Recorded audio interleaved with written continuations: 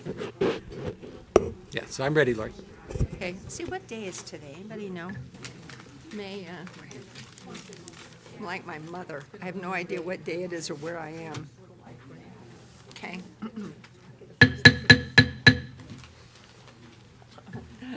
Hi, I'd like to call to order this work session of the Boulder Valley School District for May 20th. And we'll dispense with the roll call and the Pledge of Allegiance because it's a work session, but we'll just get started right away on our topic. I would just say, first of all, that we're broadcasting this. We're taping it because it's really important for the public to hear what it is that the board is about to hear for the first time. I know CIPC's been working for a long time, and we're excited to get the report and hear what the recommendations are, and it's important that the public knows as well. So that's the purpose for a little bit of a less formal situation for us today and only our one topic. So, Dr. Messenger, let us know what we need to know. All right. Thank you. Well, thank you all for being here this evening, President Albright, members of the board. This is a date that's been marked on our calendar for some time, well over a year. When you initially gave the charge to the Capital Improvement Planning Committee, you appointed the members, and they've been working hard. And a part of the presentation this evening is Don Orr is going to walk you back through a little of that, just a little bit for your benefit about where we've been and where we're going, but also for those who are in the audience and also those who might view this board meeting.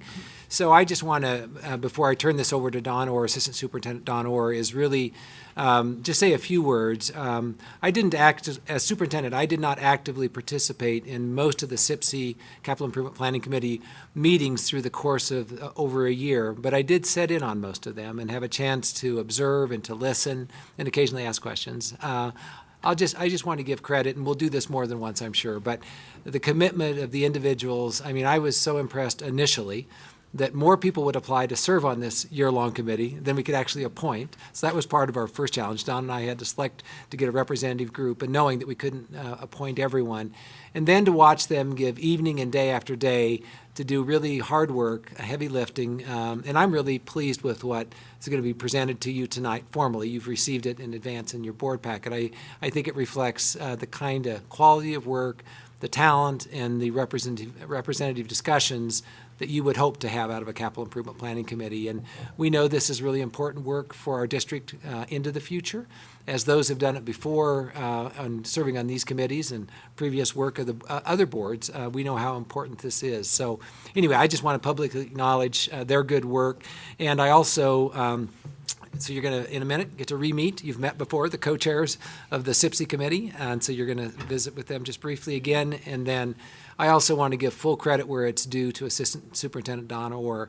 This is, there's always got to be a staff member who leads on these kinds of initiatives. And you have worked with Don for a while, so you have high confidence in him, as do I. And his leadership and guidance on this process has been nothing less than remarkable. I've done a few of these over my career, and I've been very impressed with what work they've done and what they're going to present to you this evening. Again, our purpose tonight is to get a brief intro to the process, work you through the materials you've received in the electronic agenda, and then we want to use this evening as a chance to hear your questions about what you've received and also hear what it is that you would like to have more information about, because as you know, we have calendared up kind of consecutive weeks here where we're going to have dialogue, and through the course of late May, early June, through June, we hope maybe we'll arrive at some decision about next steps we want to take with this whole planning process with regard to these needs and where we go from here. So this is obviously the first step into this process, but there are several more to come, and I know you'll have thoughts and questions as we get into it. And with that, I think I'm going to turn it over to Don. Are you going to start us and introduce our co-chairs? Is that our plan this evening?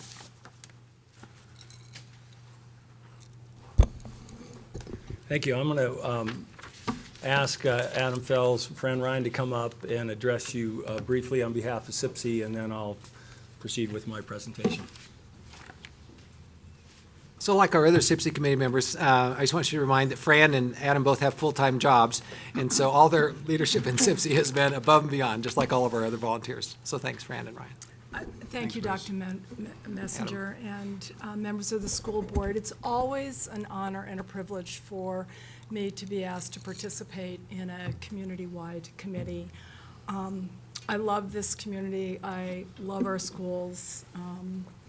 And although the work was difficult, we did do some heavy lifting, it was still, at the end of the day, a real privilege for me personally and for all of the volunteers that we are here representing tonight. As you know, we convened 30 individuals from our community for 9, 10, 11 months. We met just a couple of hours, and fully and with robust discussion. That's me. Thank you. It's off. Adam's very important.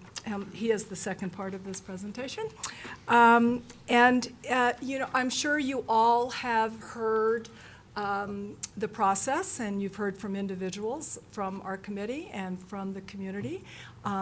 We can honestly say it was a challenging process, but it was transparent, it was honest, it was heartfelt, and at the end of the day, we feel that the recommendations before you are fully representative of the discussion of 9 months and 30 community volunteers. So, Adam? So Fran and I want to thank Susan and Kim and all of Don's support staff who came to all of these official meetings. And often, the CIPC members would meet offline to do subcommittee work.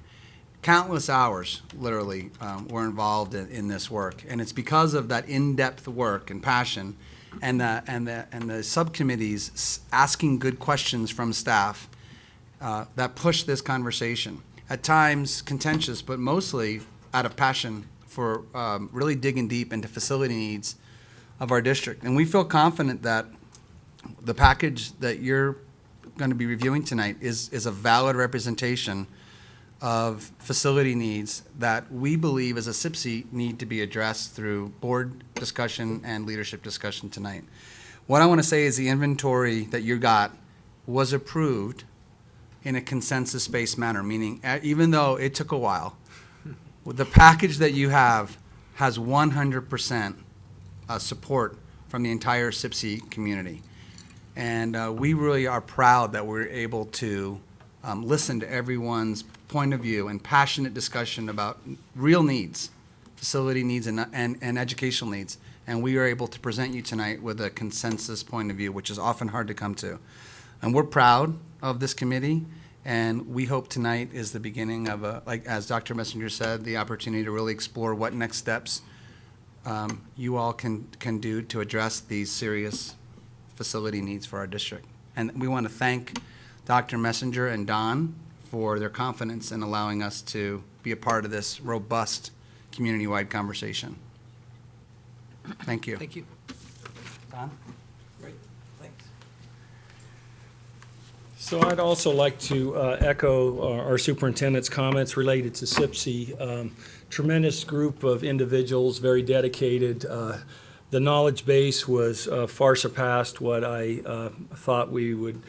We're just blessed with the amount of knowledge. I'd like to particularly thank Fran and Adam for their leadership in that process, and my team, which is for the most part in the back here. We've got about 4/5 of the assessment team. Susan Cousins, Kim Mann did a tremendous job in support of this. This can't happen without that level of dedication from our support staff. So I wanted to extend my gratitude to them on behalf of the district, the superintendent, and the board. So thank you all for that. Let's see if I can get us going here.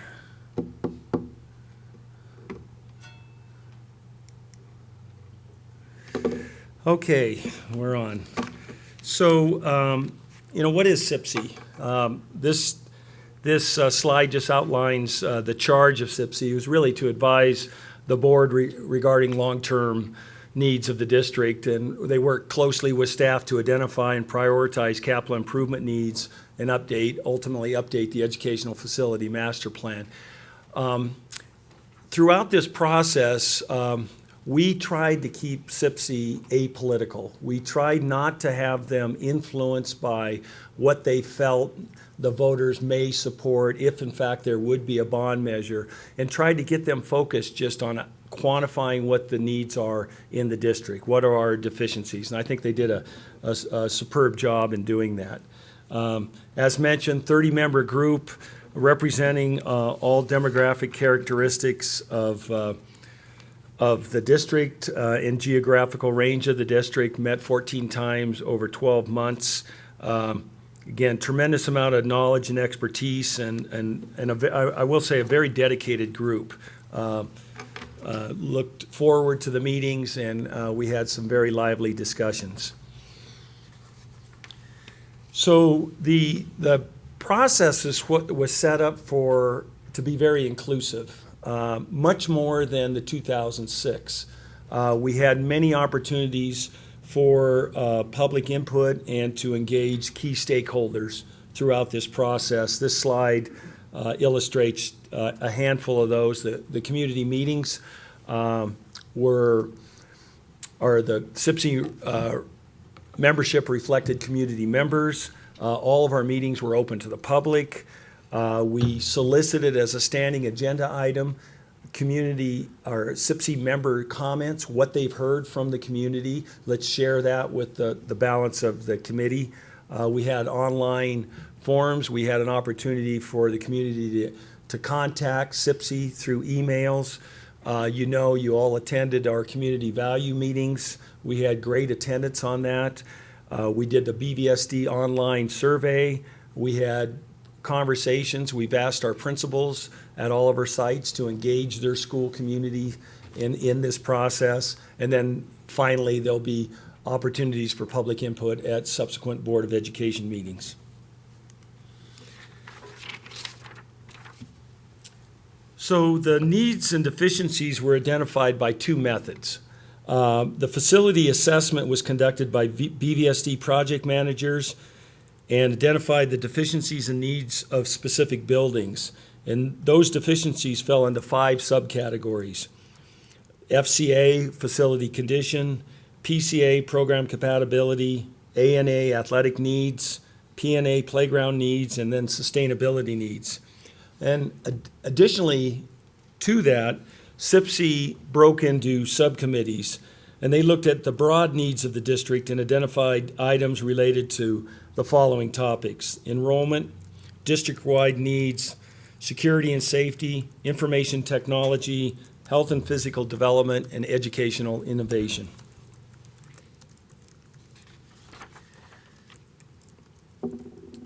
You can see by this slide a timeline that we initiated the assessment phase piece beginning in August of 2012. CIPC originated in March of 2013. We have tonight's meeting, then through June to adopt a recommendation. From June through August, we will develop the Educational Facility Master Plan for your adoption, along with a resolution, if you so choose, authorizing a ballot question for November.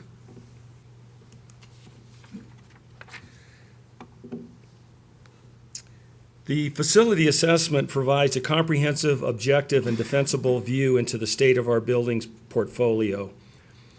The facility assessment collected an immense amount of data so we could have a thorough understanding of our needs. And I've talked about this in the past, the bittersweet part of it.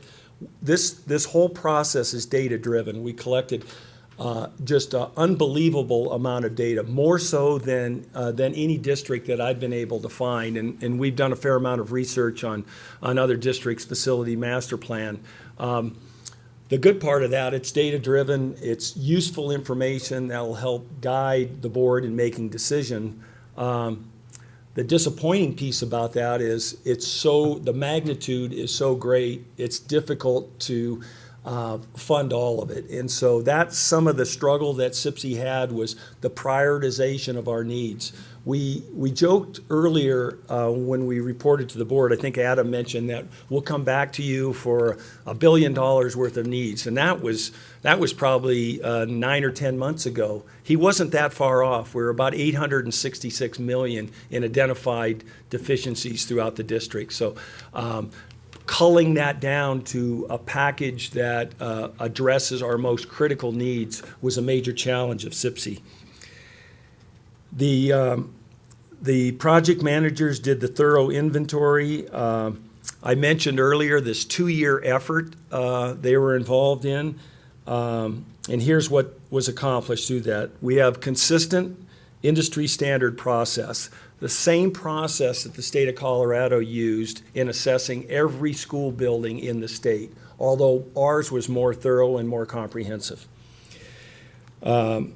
We applied the same criteria and objectivity to all schools.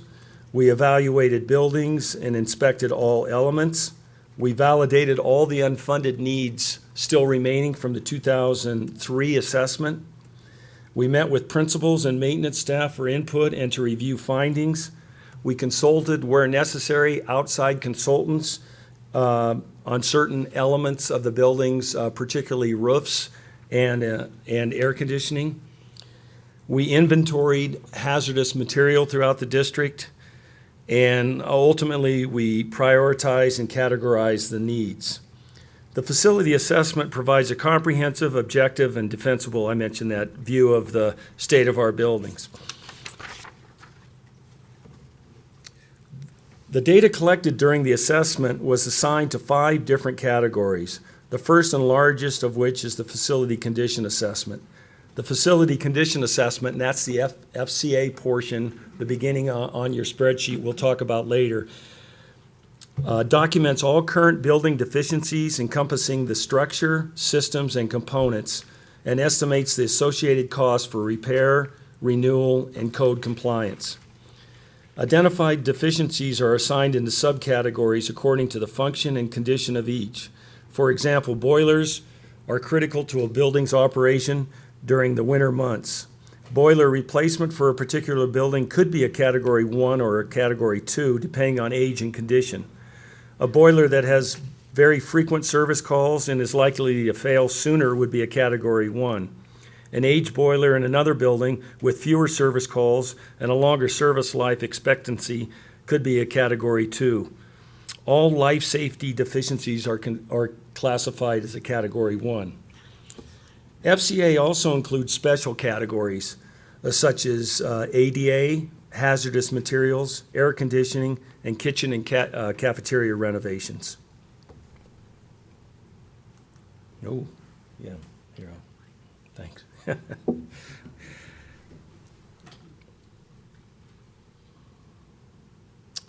So these category descriptions are included in your master plan priority packages.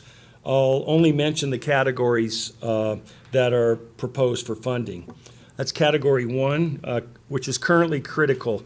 I think it's important for you to understand how these items were grouped into the specific categories.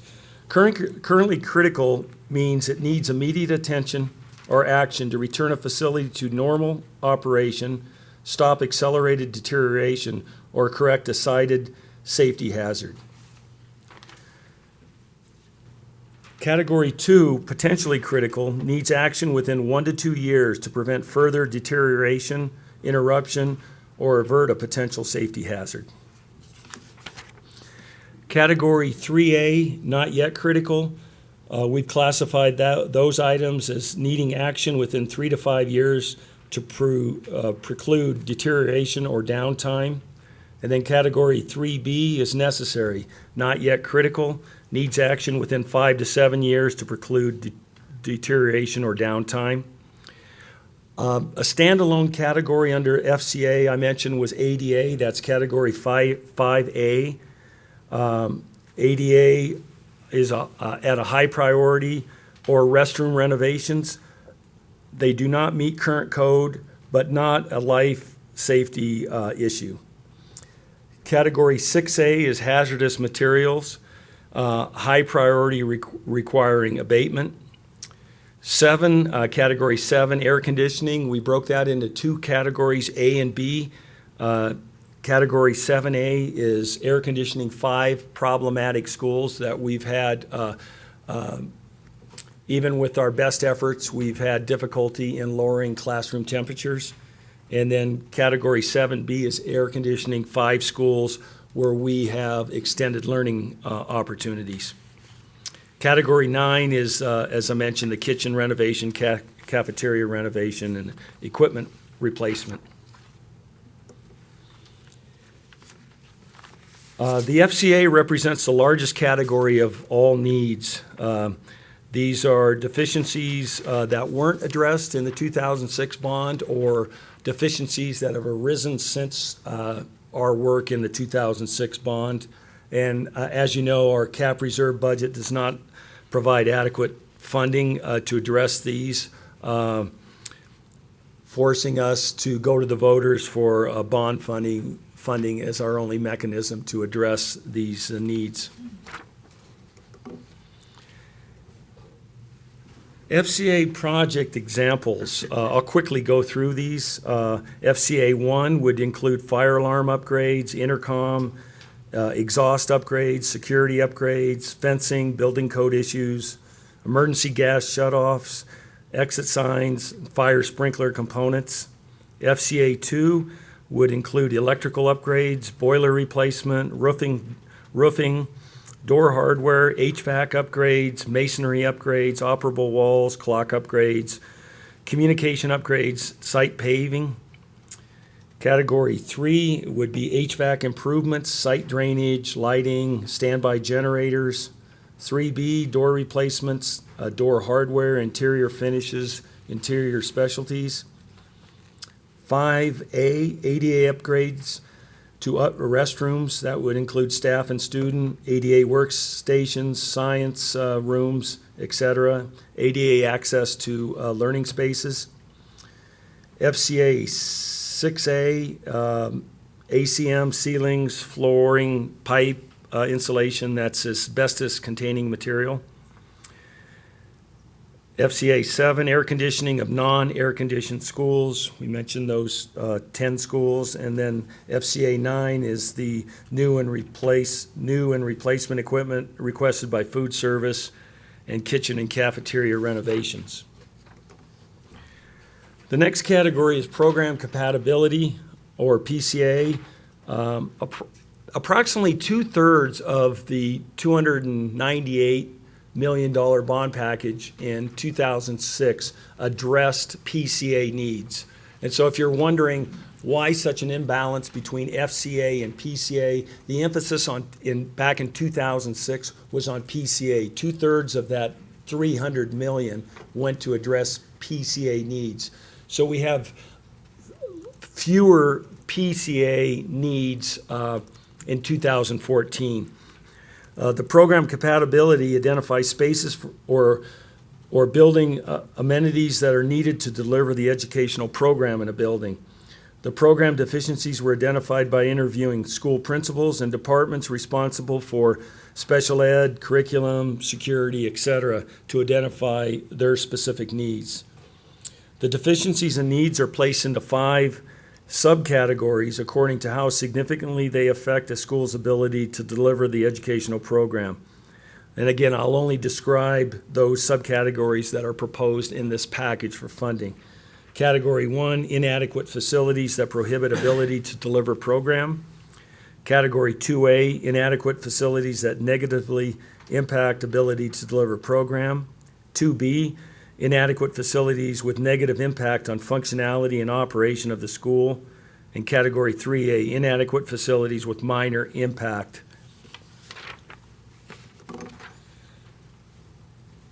Some of the examples of these PCA needs would be in Category 1, security upgrades to entrances, inadequate or non-existent special ed spaces. Category 2A, construct classrooms to eliminate portables, update music and art spaces, replace operable partitions with fixed walls. Category 2B, renovate staff workrooms, renovate locker rooms, create cooking labs and conference rooms. And category 3A, provide additional storage, provide additional student lockers and other interior renovations, which will further be defined by the design advisory team. Athletic needs assessment, another area we looked at. The athletic needs assessment identifies athletic facilities at the high schools and middle schools that are deteriorating, need repair or replacement, or are not available for the athletic programs offered by the school. The athletic needs deficiencies were identified by interviewing the school principals and the school and district athletic directors to identify needs. Projects were categorized by level of urgency. Category 1, currently critical. This follows the similar criteria that we used for FCA. Needs immediate action to stop deterioration or correct a hazard. 2A, potentially critical, needs action within 1 to 2 years to prevent further deterioration or interruption. And the photos on this page are actually new facilities, so something that we would strive for. Some of the project examples would be correcting hazards under A&A 1, fencing, fields, bleachers, tracks, tennis courts. 2A, tennis court resurfacing, track refurbishment, turf refurbishment. And 2B, replacing goals, scoreboards, and bleachers. Playground needs, the PNA, the playground needs assessment identifies playground facilities at the elementary schools that are deteriorating, need repair or replacement, or are not available. The playground deficiencies were identified by interviewing the school principals to identify needs, and they again were categorized by level of urgency. Category 1, currently critical, potentially critical, and 2A, that's needs action within 1 to 2 years to prevent further deterioration or interruption. Some of the examples of these projects would be under PNA 1, renovate preschool playgrounds, provide shade structures, renovate elementary playgrounds, replace playground asphalt and accessibility issues. PNA 2A, provide adequate playground equipment, basketball goals, asphalt walk, soccer goals. And then 2B, provide adequate playground equipment again. Again, this photo on this page is work that was done in the 2006 bond at Nederland on a preschool playground. So an example of something that we would like to implement at all of our sites. Sustainability needs assessment.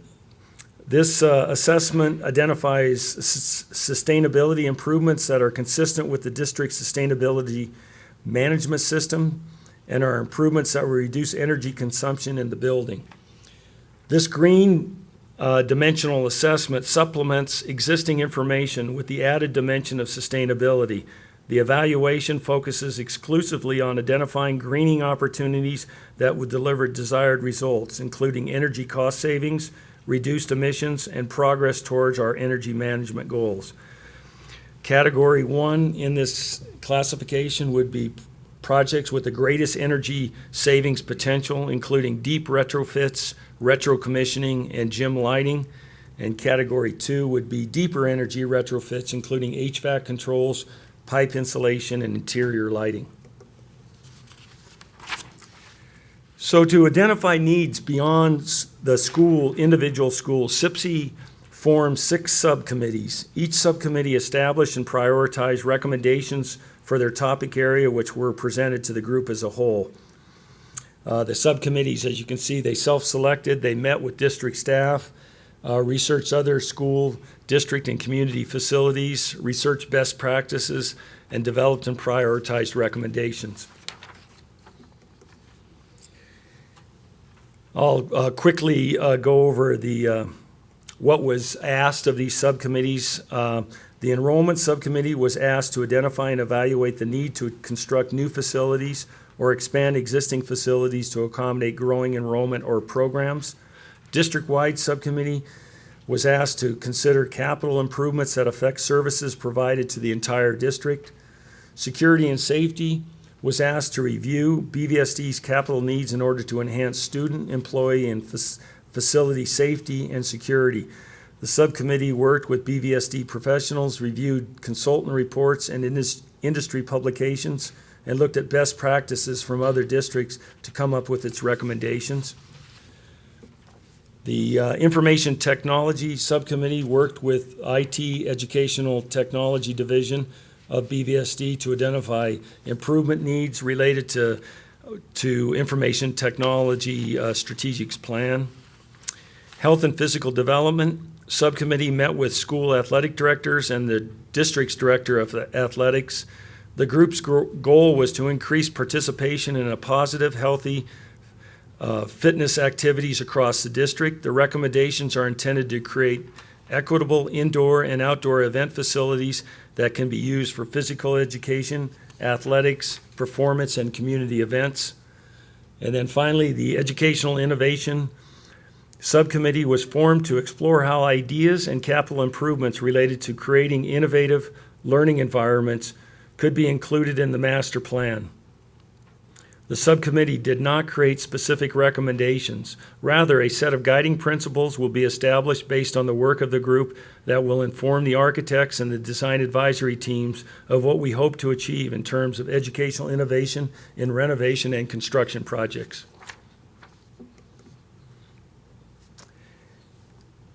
An executive committee was also formed to evaluate the prioritized recommendations of the group and develop final recommendations for consideration by the superintendent and board. The executive committee included 7 CIPC members and 6 members of the superintendent's cabinet.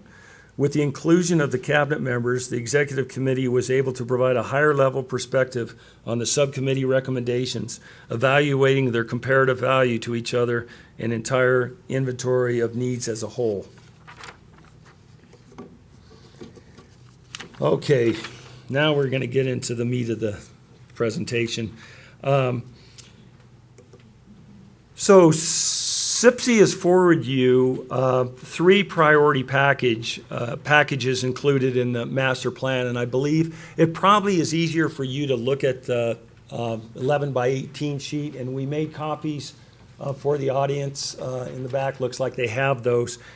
Just so, and I'm sure you can understand how to read these, but we included these all on one page, and so as you can see in package 1, those areas that are highlighted with green shading are included in the priority 1 package. Nothing else under priority 1, everything else should be white, so that's not being recommended for funding at this time. So as you read across this spreadsheet that we presented you, priority 2 package highlighted in brown, you can see it will include all of the priority 1 recommendation in addition to those cells or those line items highlighted in brown that CIPC felt should be included in priority 2. And then the same logic applies to priority 3. You'll see green, brown, and then with the added items that are shaded in purple. So that's a quick primer on how you read the spreadsheet. I will say that the priority 1 package was considered the essential package, and we'll go through those and then how items were included in 1, 2, or 3. So this is a record for me. I don't think I've talked to the board for this long, 20 plus years, so I'm about almost done. We provided a tremendous amount of information. Some of the big themes that rise to the surface from these recommendations included a significant amount of money intended to address facility repair and maintenance issues. You can see the bulk of that, close to half on priority 1 and over half of the total package just in those FCA items. We've also included monies for security, education innovation, health and fitness, and supporting central services.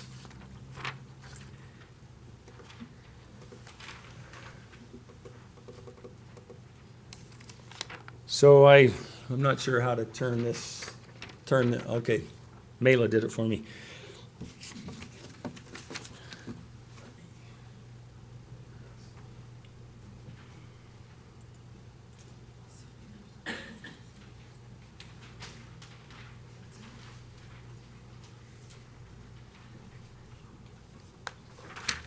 So the spreadsheet, you can see on the column, the three columns for priority one, we include an estimated base cost and then a 30% overhead cost. Those 30%, that 30% is consistent across the board on all three priority packages and includes things such as architect fees, furniture and equipment, project contingency, permits, survey, and my team, my bond management FTE overhead.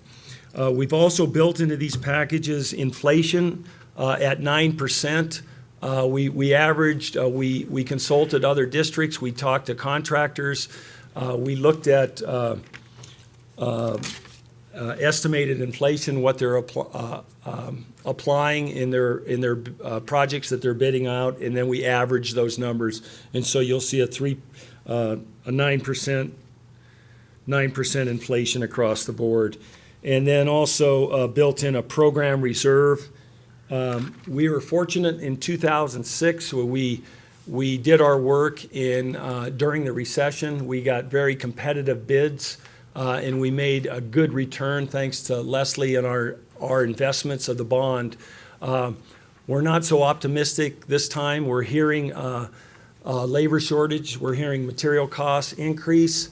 And so we felt it prudent to build in a program reserve for those unexpected items that always seem to surface during construction.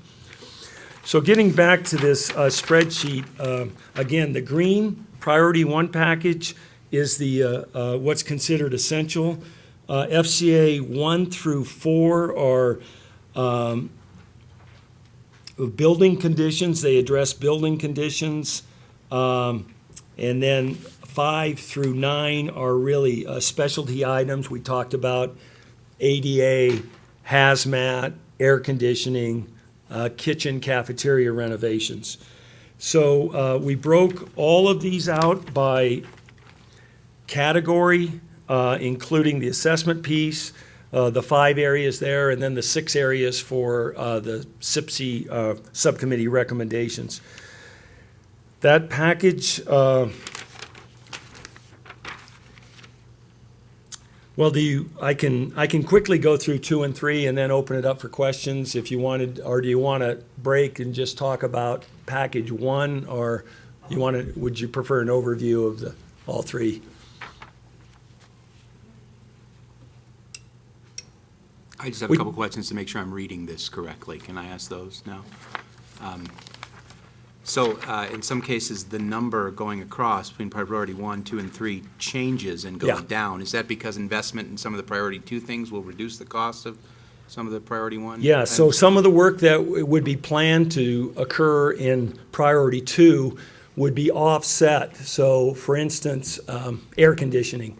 If we were to air condition those 10 schools that are recommended in priority package number 2, in priority package number 1, we have built in HVAC improvements to those schools. So we'd realize those savings. And so there's where your numbers are going to be different on those offsets. If we do work on this campus, we would realize, say, be it a district kitchen or administrative offices, there would be FCA improvements. And so there's about 9 or 10 of those areas, and I can give you a specific spreadsheet that identifies those, but we didn't want to double count that money, and we wanted to deduct it from the total cost. That's why the numbers aren't consistent across. Okay, and then we read the 5 assessment areas, and we get to 227 at the bottom of that, right, in priority 1? Yeah. And then we do the 7. So the first column, the 548, would be the Everything, total, yeah. the aggregate of all needs identified by the subcommittee or by CIPC, and then the recommendation coming forward, only those boxes shaded in green. So for the assessment piece, the 227, and then you need to include page 2 of this, which Yeah. is the subcommittee identified needs. So that total package, slightly over $366 million. Yeah, okay. Thanks. So I think it might be good, Lori, if we could, just if folks have clarifying questions like Sam was asking, to make sure we're all reading the roadmap together in a way, so maybe that'd be helpful. I think that was helpful for Sam to ask that. Thanks. Good, yeah, good idea. Tina? And I'm not sure if I'm missing this, but there are some programs that seem like they're going to have an ongoing cost that we would need to fund out of the general fund. Is there a way, is that noted? Which of those will have an impact that we'll have to budget for separately? So we're generating that data. That was something that wasn't used to influence CIPC, but that information will be presented to you at next week's meeting. So I can tell you the areas that have significant or that have added overhead costs would be a new school, the new facility planned in Erie, full-day kindergarten, expansion of early childhood. Those all would carry additional staffing costs and operating costs for those programs. That's primarily the bulk of it. The rest of these are upgrades or modernization to facilities that, in the area of like sustainability, we hope to achieve cost savings, not cost increases. I would add so another example of a cost savings besides sustainability would be some of what CIPC looked at was in our centralized kitchen proposal. There's actually efficiencies created in labor costs around that. So, but to Don's point, Tina, we are working on that right now, and we're going to review it tomorrow in Cabinet. So our plan would to bring it forward. And so some of it is awareness, and it's not just black and white. So if you turn the air conditioner on, it will consume electricity, and we can calculate that. So if we build a new school in Erie and children attend, they'll be attending school somewhere. And so so there's the operational cost to maintain the building, then there's the cost of staffing the building, but we'd be staffing classrooms somewhere for those children as that enrollment grows. So we'll do our very best to at least let you know how we calculated it and how we came up with the numbers. And again, some of these costs will occur whether we advance this in a bond issue or not. So, but we'll try to sort through those. But to your point, we really are trying to quantify that so that it has meaning to you.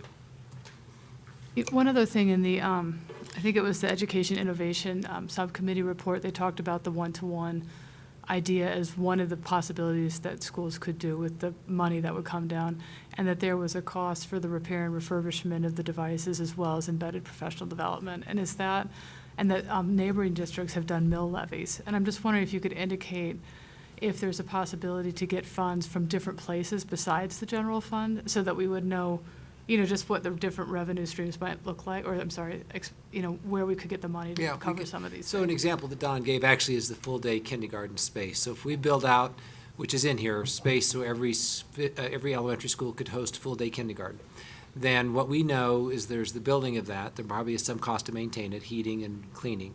But then the bigger cost for ongoing would be the staffing. So that would be an example. If we chose to, we could go to our communities for that purpose with a mill levy override for full-day kindergarten. That's allowable in Colorado. So, and then a technology levy would be another way that we could support ongoing tech expenses that might be helpful going forward. So, yeah, we'll do that, Tina, and see. It might be just that it would compete in the general fund for resources, like electricity. Probably that's where it would go. But some others, we do have options of pursuing at least other revenue streams that could be helpful, if that's what you're asking.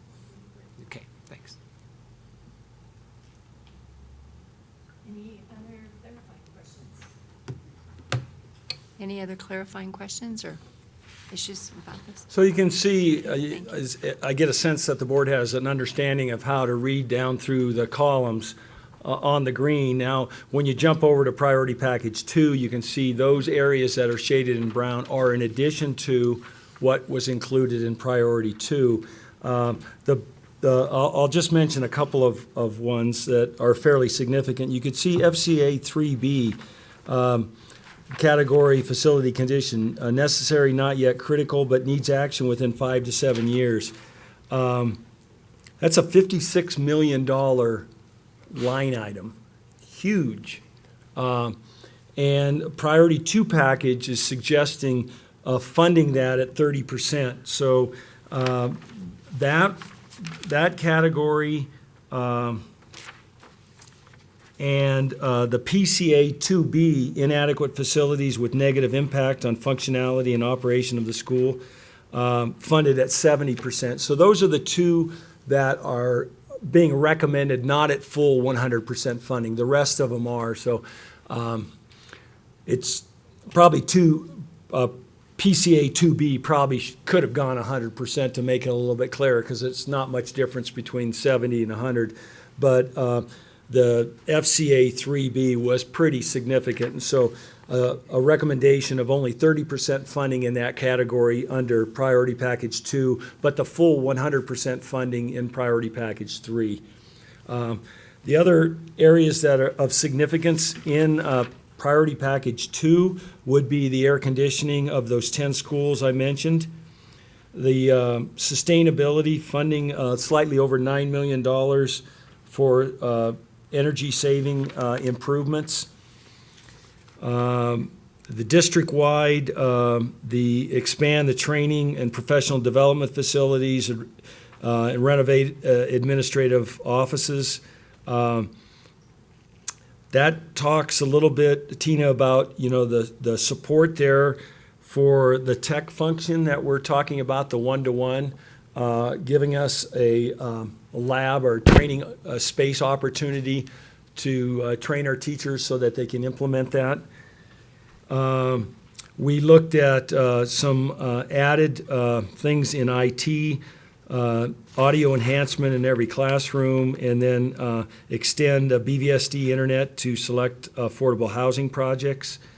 We looked at funding health and physical development, which was not funded in the essential package, Priority 1, providing tracks and field improvements to 5 middle schools and other improvements to 6 others. We looked at providing pretty significant renovations to shared high school stadiums to create equity in school branding, and including field houses, tracks, press box, restrooms, and concessions. We had quite a debate around modernizing weight rooms at the high school level to include a variety of fitness equipment to make them more accessible to all of the student body, and the same with multi-purpose fitness rooms to be used for wrestling, dance, fitness, etc. And then the other one that's included in Priority Package 2 is the Innovation Fund. That fund is intended to be an entitlement to each school. They'll have to show that they're committed and ready for this fund, but it's not a competition-based. It's money that would be set aside for each school. You can see we broke that out by level.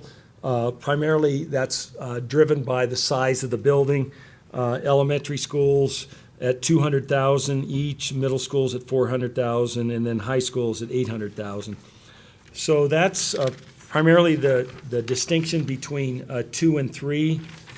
And then again, some minor modifications from 2 to, that's the distinction between 2 and 1, excuse me, and then some minor modifications between 3 and 2, which include that FCA 3B I mentioned, from 30% increase to a full 100% funding. PCA 3A and 2B and 3A, full 100% funding. Athletic needs, less critical, the 3 to 5 years, 100% funding. Playground needs, the same thing, at 2B, 100% funding. And sustainability, a little deeper in our energy retrofits and our controls. The Package 3 also includes funding for extended preschool options to more schools. And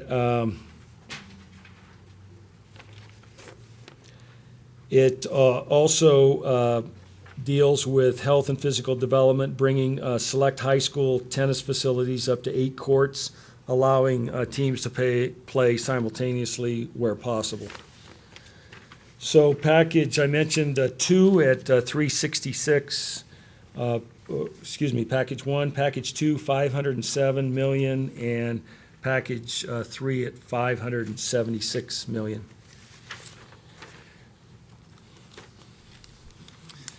So Lori, I think that concludes our presentation of this material. And so I know Don and his project managers, we've got our folks here that I think it would be helpful to clarify some of the categories. If there's just questions about the criteria that were used, that might be something that could be helpful, or any of the projects, especially those that we get into 2 and 3, that might be helpful. Again, our hope would be that as we finish up this evening that you leave with as much additional information that we can answer this evening, and or things that we can follow up with. So Tina's example about the operational costs, we absolutely will follow up on that.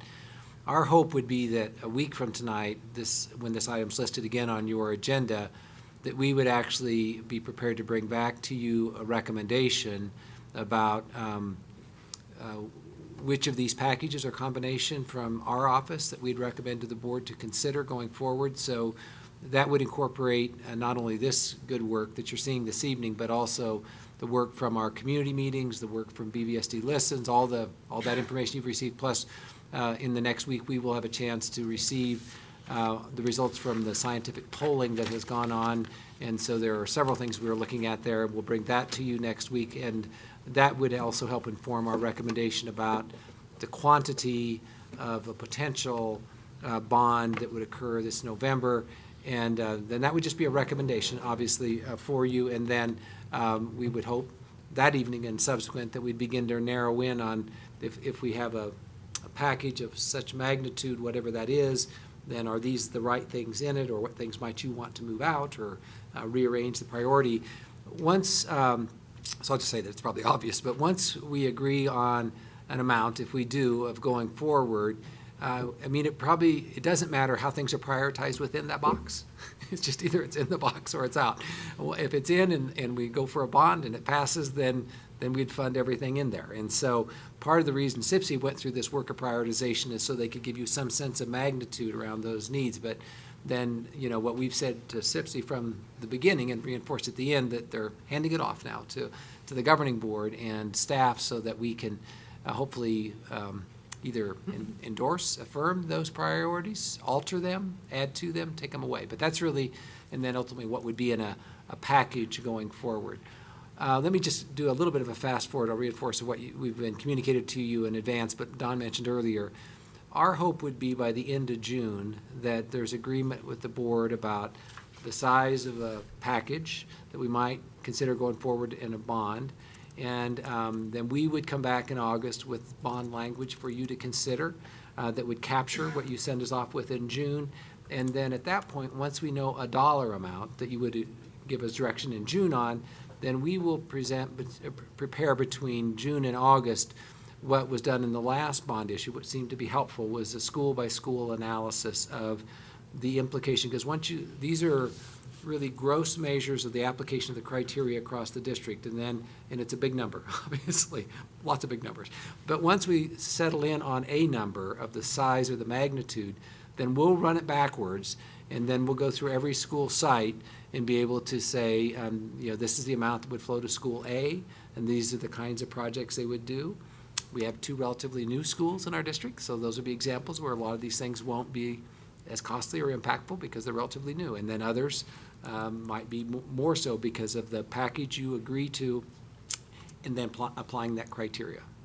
So if that makes sense. But that would be in August that we'd have prepared. And our thought is that if we keep going down this path as planned, and then that would be helpful to answer when staff and communities reconvene for school in the fall. This would be information we could share with them, and as there might be a campaign in support of a bond, then they could communicate more effectively the implication for the whole district, but also for their specific school community, which again is pretty consistent with the pattern we followed last time with the summer months and then going into a fall election. So that's sort of a fast forward of where this takes us to eventually. So maybe questions for further elaborations on areas would be helpful.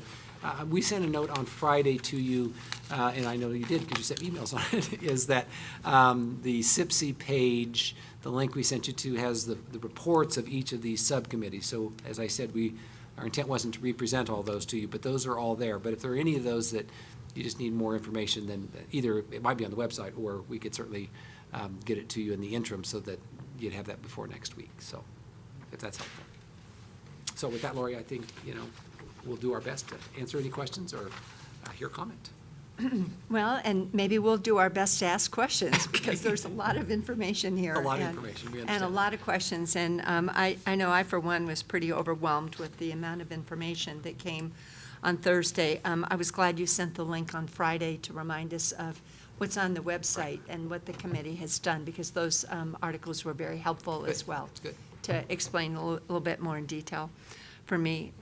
So I'm not sure about the best way to proceed. If there are questions, I don't know, questions about how it was done, or if people are ready to make comments or questions about specific areas. Lori, I have a procedural question. Jenny. Not procedural exactly, Good. but I'm just curious about how many people in our audience were on, oh, I'm not, my light's on. I'm curious about how many people in our audience are on CIPC, and can I ask for them to be introduced, for the people who are on CIPC to be introduced to us, because I know some of them, but not all of them? Is that fair? Why don't we just have CIPC members in the audience stand, and then why don't we just work our way through the audience, you can introduce yourselves. And So- I'd like to thank you also. Yes. I know everybody on the board is really grateful for the hard work you've done. Well, speak your names. Go ahead. I'm Carol Shafala. Jean Paxton. Wendy Fiedler.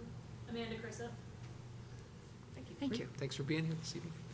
And many of the others are staff or interested citizens who are almost as regular features in the discussions as our CIPC committee members, so familiar faces, so. Well, I'd thank ask you for them too, the- but I hated to put No, them on the that's all spot. right. I appreciate it. I just wanted you to know who else is in the audience, so.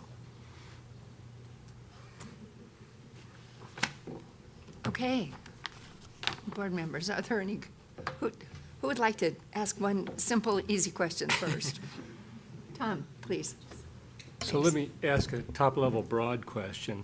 So there are three priority packages here, and you mentioned that the priority one is what were considered essentials, Right. right? And we can dig into what that means a little bit later, but what was the rationale or the criteria used for the other packages? So initially, what we tried to do with CIPC was come forward with four packages for them to develop four packages and present that to the board. And we gave them, we put them in a very awkward position because we arbitrarily set thresholds for those packages about $75 million apart. So we had a base package, a base plus 75, plus 75, plus 75. And then we challenged CIPC, if you want to make modifications, I was instructed to preload the packages. And then if you wanted to make, CIPC, if you wanted to make modifications, you had to replace with an equal dollar amount any suggestion you made.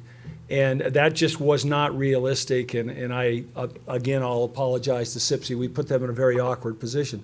So we went back to them and said, really define your packages by values. Ignore the dollar amount. We shouldn't have introduced that. Define by values, and the values are going to equate, we can put a price to those values because we've got the ability to cost out these.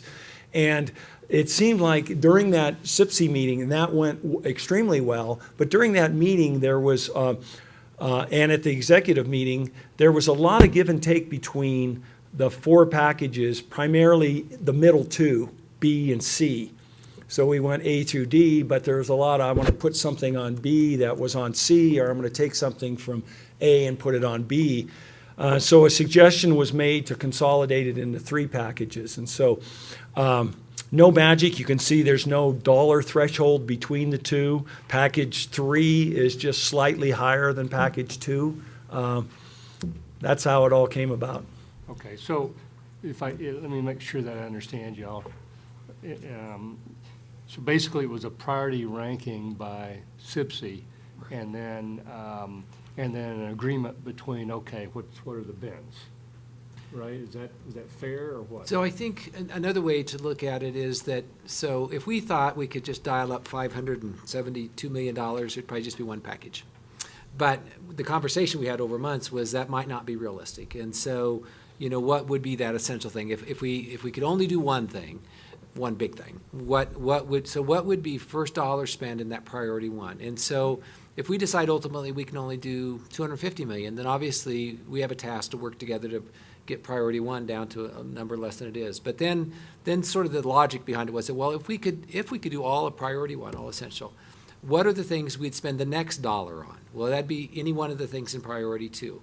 What we didn't ask them to do is say, what would be the first dollar spent in priority two? They just said, board, you decide. Anything in priority two, the next dollar after priority one. So if we did all of priority one and priority two, and you had one more dollar, then pick from anything that we added in three. So they really just tried to create big baskets in order. But what we didn't do is prioritize within those 1, 2, 3 categories, because we knew that eventually you would likely land on a number that would not be the numbers that are here. It would probably split a package somewhere, and then we will bring you recommendations based on our knowledge and the input we received from CIPC over a year of if you did half a priority two, say, all in one, if that's what you decide, in half a priority two, then we would, as a starting point, at least recommend out of priority two $100 million worth of work or whatever.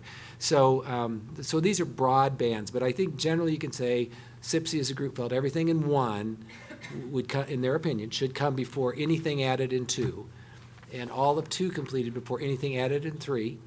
And then there's a list of other things that didn't get on any of these 3 priorities, and they absolutely understand you might rearrange those or pull something off. Does that help, Tom? Yeah, I mean, so that they're helps. really broad, general. There wasn't specific criteria, but it was more along a priority. Well, I think consensus. I think the essential package, yeah. And then I think, so to be fair, the big projects, especially that show up in 2 and 3, there was much discussion and much debate. So I would say criteria or values established by that group that you assigned to do this work. So, and hopefully they were representative of our community. That was our intent. So if they put something in 2 and something else in 3, as a group, they valued them differently. And if they don't, if they have things that are on this list that didn't get into any of the 3, didn't mean they didn't have value. It just means they didn't have as much value as those they put in. So I would say that's the criteria that was used besides those essential things, Tom. It was really kind of the norming value of the group that convened, which again, our hope was they were representative of our community as best as we could. Okay. So obviously, this has been work that's going over a long period of time by a lot of people. And I really appreciate all that hard work. And I certainly know what it's like to do this. So my heartfelt thanks to you. One of the questions here is not a criticism, because I know this went on for a long period of time, and that as we got toward the end, then we had the community meetings, online surveys.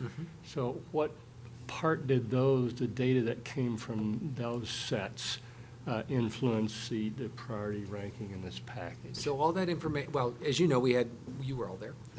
We had staff at those meetings, you were at those meetings, we had CIPC members, and they didn't participate, as you recall. They were asked to sit outside and listen in. And then they, like you, they received all of the information.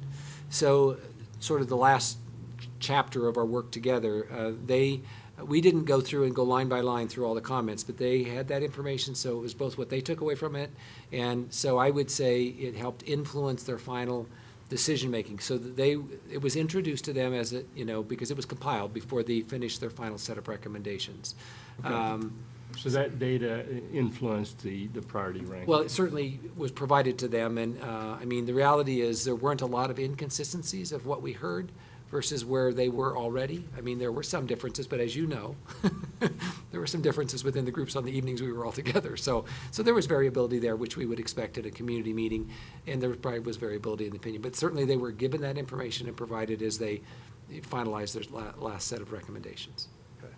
All right. I'll stop And I there think let other those people- community value meetings really serve 2 purposes.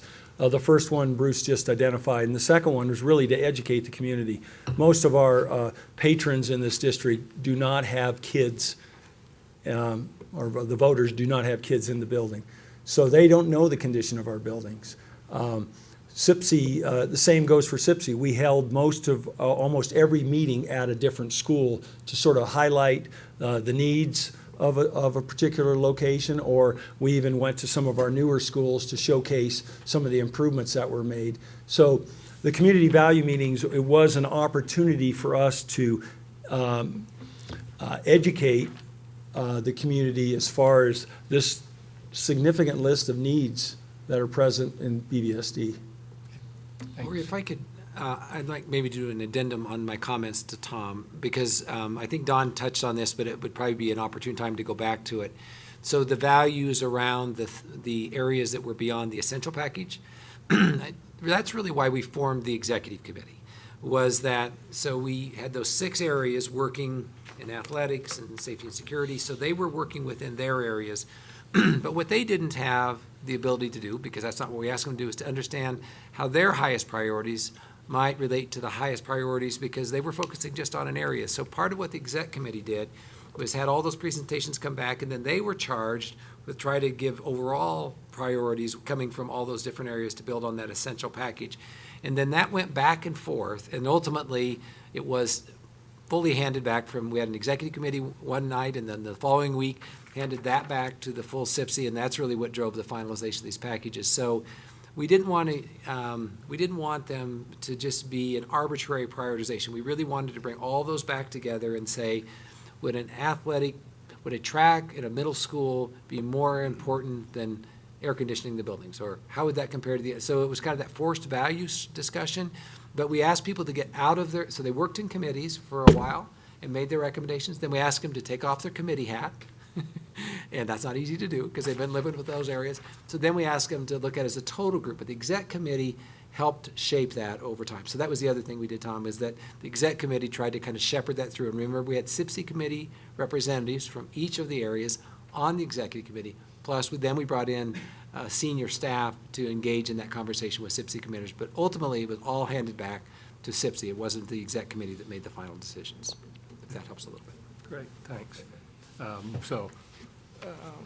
I have detailed questions, but I want to get the other people to ask their general questions first. Okay. Jim, please. Okay, kind of a little of both. So, thank you, Don. Thank you, BVSD staff. I know this is a lot of work, the CIPC. For me, this is kind of where I came in about 8 years ago. Started thinking about what a district does and what the heck a school board does. So, for me, this is kind of like, you get to near the end, put everything back into perspective. So, for me, having visited all but 2 schools in the last six and a half years, this definitely passes the eye test. I mean, there's not a single school really you go through that you don't go, boy, we could use some work here.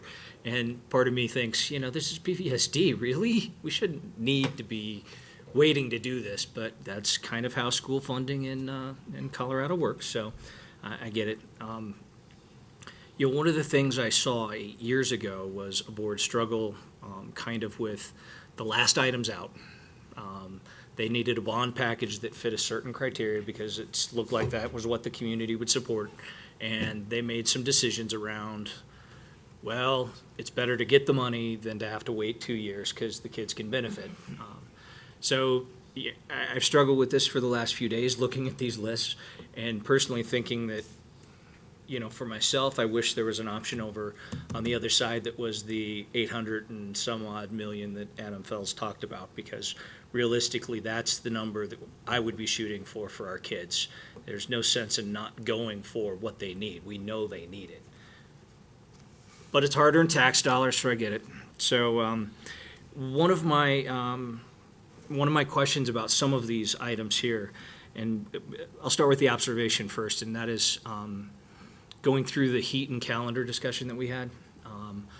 I'm not sure that at this point I understand how adding air conditioning to a couple of schools increases the equity within the system. I mean, I think we've got already a lot of inequity.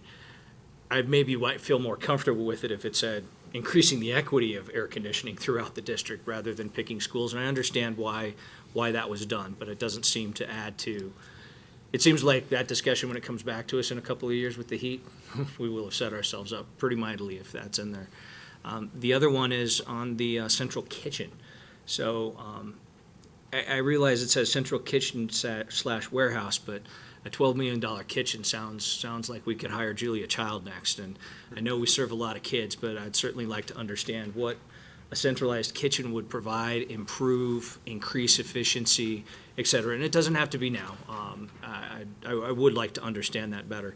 And then the last item I had was on this, and I understand from your comments, Dr. Messenger, that it hasn't been split out into schools, but I would like to know at some point what the charters are also going to be receiving, because I know they're part of our district, and if they've got deficient needs, they're included. And I know they are in this, but would love to see what that looks like, so. With that, So if I Lori? could, Lori, I would be willing to wade back through. I'll do it in reverse order because I can remember it better. So the charters, what we're doing, in fact, we met with Peak to Peak this morning. We have a meeting scheduled with Summit. I think tomorrow afternoon we had to reschedule because of my conflict this afternoon. So what we're having a chance to do is sit down with representatives to kind of walk through, because it's, I mean, we are doing it with our own staff as well, but obviously we have a closer working relationship with our own staff. So, and for the most part, what we're walking them through and answering their questions about is these exact same criteria that we apply to any one of the BVSD neighborhood schools or focus schools we apply to the charter schools. So they'll absolutely enjoy the same benefit and support than they would be if they weren't a charter school.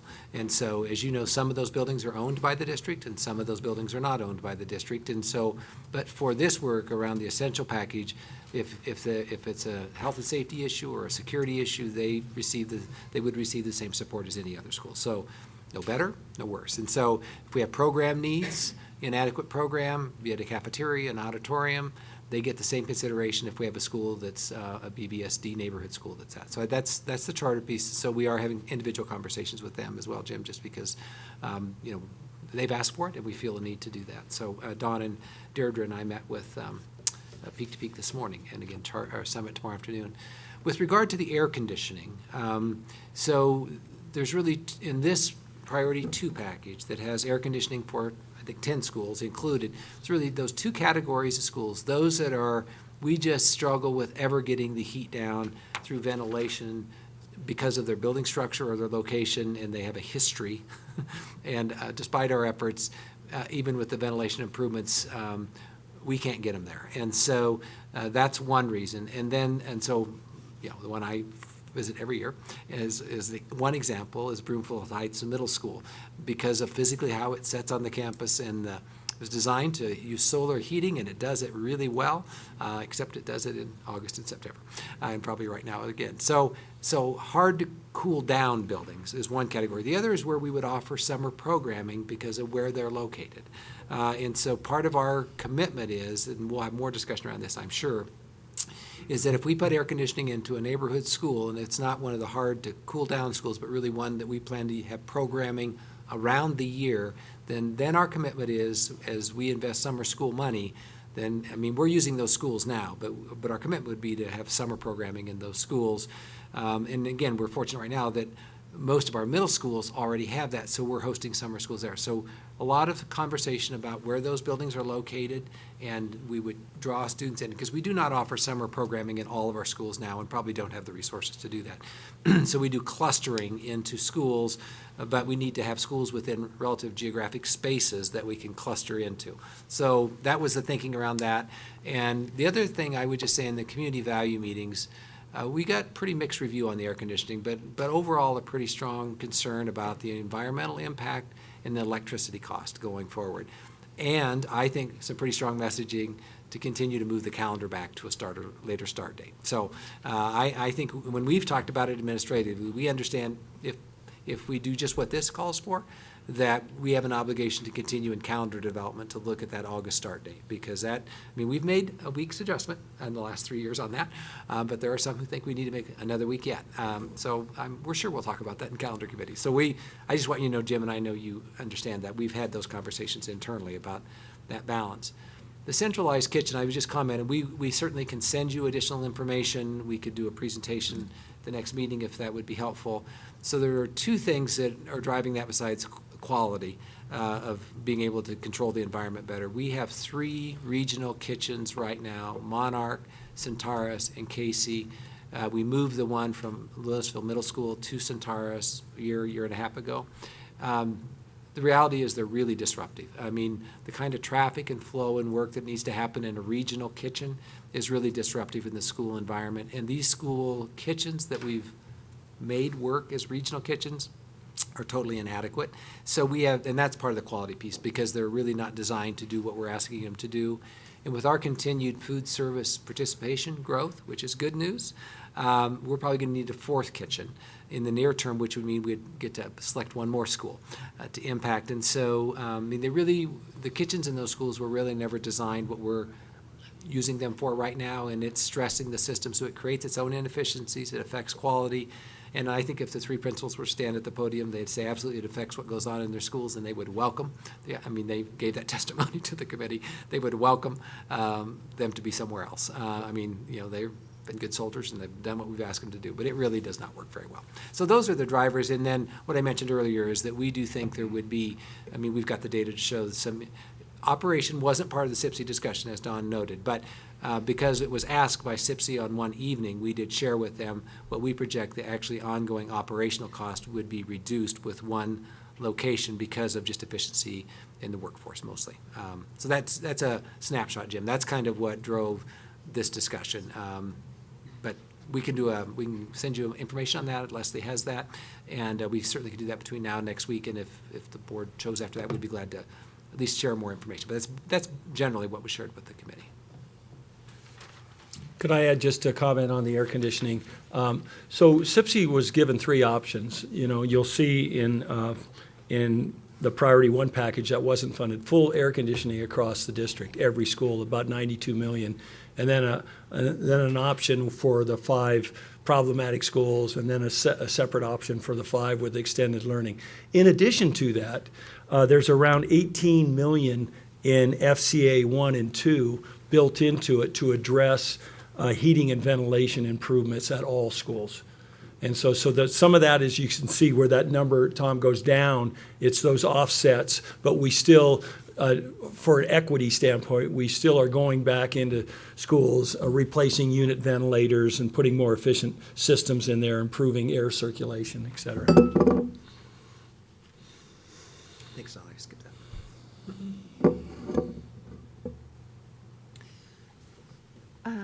Any other board members? Well, then, let me just make a statement about the kitchen, because I have a comment, just to follow up a little bit to what Jim was thinking about. I've long been worried about our kitchen and the costs, the operation costs, mostly, of the kitchens. And I think what would be helpful here would be financial analysis of the operating budget cost savings provided by the central kitchen. I think that would be really useful. I know we're looking at a 5% growth over years, but I don't know when we top out on that, both for our own students, and I've just heard, and maybe you could clarify, who else we're providing food for. That would be really interesting. I mean, like, Presently? pardon me? Presently, who we're doing that for? Right, and what the plan is down the line, how we do, if in fact there are expansion and other institutions or organizations that might want to participate or get food from our kitchen. But it's, it's an interesting question financially, but we serve our kids and staff. And so I just would like to see that analysis of where the growth is and where the personnel savings are. The other thing I was curious about with the kitchen was how we might compare with other kitchens or other school districts, how they do their nutrition. I just don't think I haven't seen at least, an analysis of that. And I think it would be useful to have that as we're deciding this 12 million expenditure. I know the kitchen at Casey is new, it's brand new, and we just built it. And so, I sort of wonder, so I just want to make sure that this purchase, I mean, if we go ahead with this kitchen, that we're doing exactly the right thing here and not backtracking somehow or not really serving our primary constituents with our students. So that's some of the information I'd like for the kitchen justification of the kitchen, the new kitchen. So we have used other Colorado school districts, neighboring districts that have gone to centralized kitchens as models for our planning. Jeffco to the south, Weld 6 to the north, Pueblo to the south. So Okay. this is not a new model for Colorado, and so we've been able to learn from their experiences We do contract with one. You want to comment on that, Leslie? Right. Presently, we are contracting with Sacred Heart across the street from Casey, and that's the only other private school that we're providing. And we've only done that because there was a cost-benefit analysis that it was a positive for the program, and that's what we would continue to do with that program. Other than that, the program does offer catering, but that's mostly for in-district functions, and again, that's more of a moneymaker for the program. Okay, thanks. While we're on the kitchen, any other questions? Or maybe we won't jump around too much. I guess I could just ask a Sam, clarifying question on sure. that. I mean, I saw in the, I think it was the April minutes of the CIPC meeting that 2/3 of the committee had voted to put that kitchen in the lowest priority area, and then it came to priority 1. So did they get the additional information you just talked about, or how did that change occur? So some of what, just the process, I mean, so, if we could rewind the tape and play it, we might have played it a little bit differently on just the whole process piece. But, so some of, when these committees form, like district-wide, athletics, safety, security, we did our best to get the information in front of those subcommittees. Sometimes they ask for it. Sometimes we brought it to them. But I would so we just said this to the committee, so I'll just say it here, because this is really what happened, Sam, is that what became apparent well into the process is that neither the district-wide committee asked for the presentation on that service. We had done it on the centralized transportation facility, but we had not on the centralized kitchen facility, even though, and we had done this building as well. So we went to the executive committee and shared that presentation, and they moved it to priority 1 as a exec committee. So we took that presentation back. And so I think a lack of understanding or information, which may be some of what Lori's asking tonight, was probably why it had lower rating. They simply didn't understand the need or the value. But once the presentation and good conversation occurred, then it did. It moved notably to a higher priority. So our worry, there were a couple of those that happened with. Our worry, because this wasn't a staff-run process. This was a staff-facilitated process and a staff-resourced process. But we didn't walk in and say, as staff, these are the 82 things we think need to be done. What do you all think about that? But we went through a process. Now, the essential package that Don described on the FCA and those were driven by staff, because those were analysis, age of boiler, age of roof, those things. But when we got to district-wide needs in other areas, those were really in discussion through those committees. And so that's probably, if we were to rethink some of that as a cabinet, we probably should have, could have done a better job on the front end of making sure that if that subcommittee looking at that, we need to make sure they do look at these 18 things and they decide if they like them or prioritize them. And the centralized kitchen discussion just didn't get front-loaded. And so we thought we could just let time go by and miss it, or we'll load it late. So we loaded it late, and that's really what influenced both the value and the need, I would say. So some of what I just briefly referenced in my comments tonight were part of that, and that's what we'll send to you so you can see that. Okay, kitchen? As long as we're on kitchen space. Okay. There were 2 here that addressed FCA 9 and also the centralized kitchen. How Yes. are those different? So there are 2 things going on with facilities. If we do not do the centralized kitchen, there are improvements that need to occur into the prep kitchens in every school, because we have a prep kitchen in every school. We have, or a serving kitchen in every school. So if it, at Creekside, if they need to do something to their kitchen to serve the food, to receive the food, whether it comes from Casey or from a centralized kitchen, there's work that needs to be done in each of those kitchens. That doesn't change if there's a centralized kitchen or not, because they still receive the food. So there are 2 costs, Tom. One is the ones that are in every school site and the serving areas there, and then there is the centralized kitchen. Is that correct, Don? That's correct. So one doesn't necessarily, if you need to make improvements at Creekside for their kitchen, it doesn't, for that need, it doesn't matter if it comes from a centralized kitchen or from a regional kitchen. Okay, so that's FCA 9. Okay. That's separate from the That's centralized separate. kitchen. Yeah. So you'd need to do We did that, talk about that. I don't know regardless. if there were savings in, Leslie, do you want to speak to that by Right. going to the centralized kitchen? There were some savings, as I recall. There would be. The FCA 9 is work that would need to be done anyway. I don't think there was a lot of work done in kitchens last time. Some of that got cut through the DAT, through the design process. And so this is, go ahead. It also includes, beyond just kitchen, It's equipment replacement within the kitchen, but it's cafeteria renovation, which is, that area that the students are eating in that needs work as well. So that's what FCA 9 is. Okay. So I would think that if we did go to a centralized kitchen, 12 million plus, that there would be kitchen space in our schools that's underutilized. In other words, we've got more space than we need if we do indeed have a centralized kitchen. No. And if so, did you consider that, and did you consider then converting that to instructional space? Yeah, I wouldn't agree with that Okay. assumption. Here's why. As Bruce mentioned, we still have to prepare the food. So the district kitchen does the cooking, and there's quality control. We can buy in bulk. We can do storage. And then we deliver it out to the schools, who basically have to reheat it for serving to the students. So that work still needs to occur. We're still going to be doing breakfasts at many of our schools and lunches at all of our schools. So that has to happen. There's some efficiencies with the district kitchen that we can capture and give you additional information on that. Okay, so you don't think those kitchens are underutilized now in all of our schools? They're not. We're really short. If you were, let's just for a minute talk about the 3 centralized kitchens. So, Lori, you brought up Casey.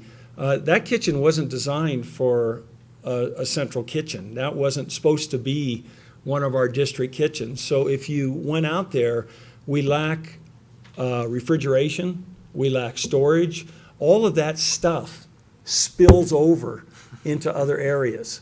That's why it didn't work at Louisville Middle. Adam could attest to those racks of trays and food were in his cafeteria. Well, when they were stored in his cafeteria, he couldn't. The cafeteria is kind of a multi-purpose. It's also acts as a gymnasium. He couldn't use that space. Bruce mentioned the deliveries, the amount of traffic associated with. So those have a direct impact on the operation of the school.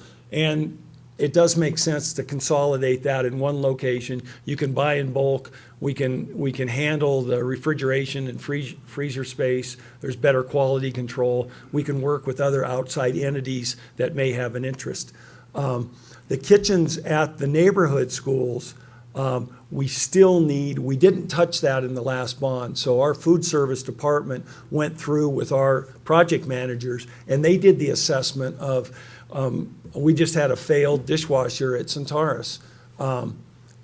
We can't operate that program with that. It's a big ticket item, $30,000 for a dishwasher. Failed. So we went through and did that same level of assessment on the equipment. What's the life expectancy? How many more years? What's the impact if it was to fail? Can we even get parts for it? And that's where that FCA 9 aggregate comes from. Okay. Now, with the regional kitchens we have now, would they then be would they be underutilized? So maybe just take Centaurus. Centaurus inherited LMSs. We didn't expand the space. We simply shoehorned it in. And so we have storage that's vandalized and broken into that's in not in secure areas because we just had to put it out there, so some of it's outside. And so really what they would do is go back to what they were before they inherited the regional kitchen. Now, part of the challenge is that we have buildings that are 30, 40, 50 years old. So some of the kitchens, unrelated to this discussion, were designed as cooking preparation kitchens. And so when we went to these regionals, so there is some space, but the reality is, as Don said, really, we've shoehorned these regional 3 into kitchens that were never designed for it. And we've made it work with what Don just said. So I mean, they'd probably just be better utilized, not underutilized. Now, what Or we repurposed. Repurposed, but it's if you go through those kitchens, and we sure set up a tour if that'd be helpful to you. I mean, none of these, even Casey, I've been in Casey Kitchen a few times. I mean, it's not like it's expansive, and it would be adequate if we took it back to what it was intended to do, and that is to serve the children at Casey. But right now, we're stumbling over materials, over equipment. And one of the concerns I personally have is security, food security. If we have packaged items that are accessible, I mean, we really would like to see all of our kitchens be more secure, because that's actually a threat that, is real. So we think a centralized location off of a campus of a school, one, it would be less impactful to the school setting, obviously, because there isn't a school there, but the other is it would be easier to secure as well for vehicles coming and going and nights and evenings. So that's also some of the motivation. And I think that's probably why some of our neighboring districts ultimately moved to more of a centralized prep facility, cook facilities, because they had the same challenges we did of trying to force it into existing antiquated kitchens that were never built to do that. So. Yeah. As far as food transportation, I mean, we're transporting it now. Yeah, Would it all we gets need moved now. better trucks, or Well, is that I part mean, of it? there would be operational costs for our food service program that's already in that budget, so but you're right, we transport every piece of, well, the 3 schools that host the regional kitchens, they get to eat the food that comes out of their kitchen. Every other piece of food gets transported in or out. There actually could be some efficiencies in having a centralized shipping location, so that's some of what we can share with you. But you're right, we move every pound of food around now from either original location to another school. Thanks. I would just say, which is why obviously this would be the site that would host the centralized kitchen. And some of our analysis of this campus is, other than our mountain schools, it's as centrally located as any site that we have in the district, particularly, and we own this site, so that takes away any land cost. We could use the existing campus. So. The district kitchen and renovate maintenance warehouse space, it's really trying to take advantage of existing space out back, consolidate some of our shop areas. So we're not building new square footage, we're repurposing existing square footage. So maintenance and warehouse shifts into different locations. We consolidate some of our shops. We have a pretty large wood shop in the back. We have a large metal shop in the back that could be reduced in size. So we capture some of that space and repurpose those areas, and that vacated space adjacent to the warehouse then would be redesigned as a kitchen.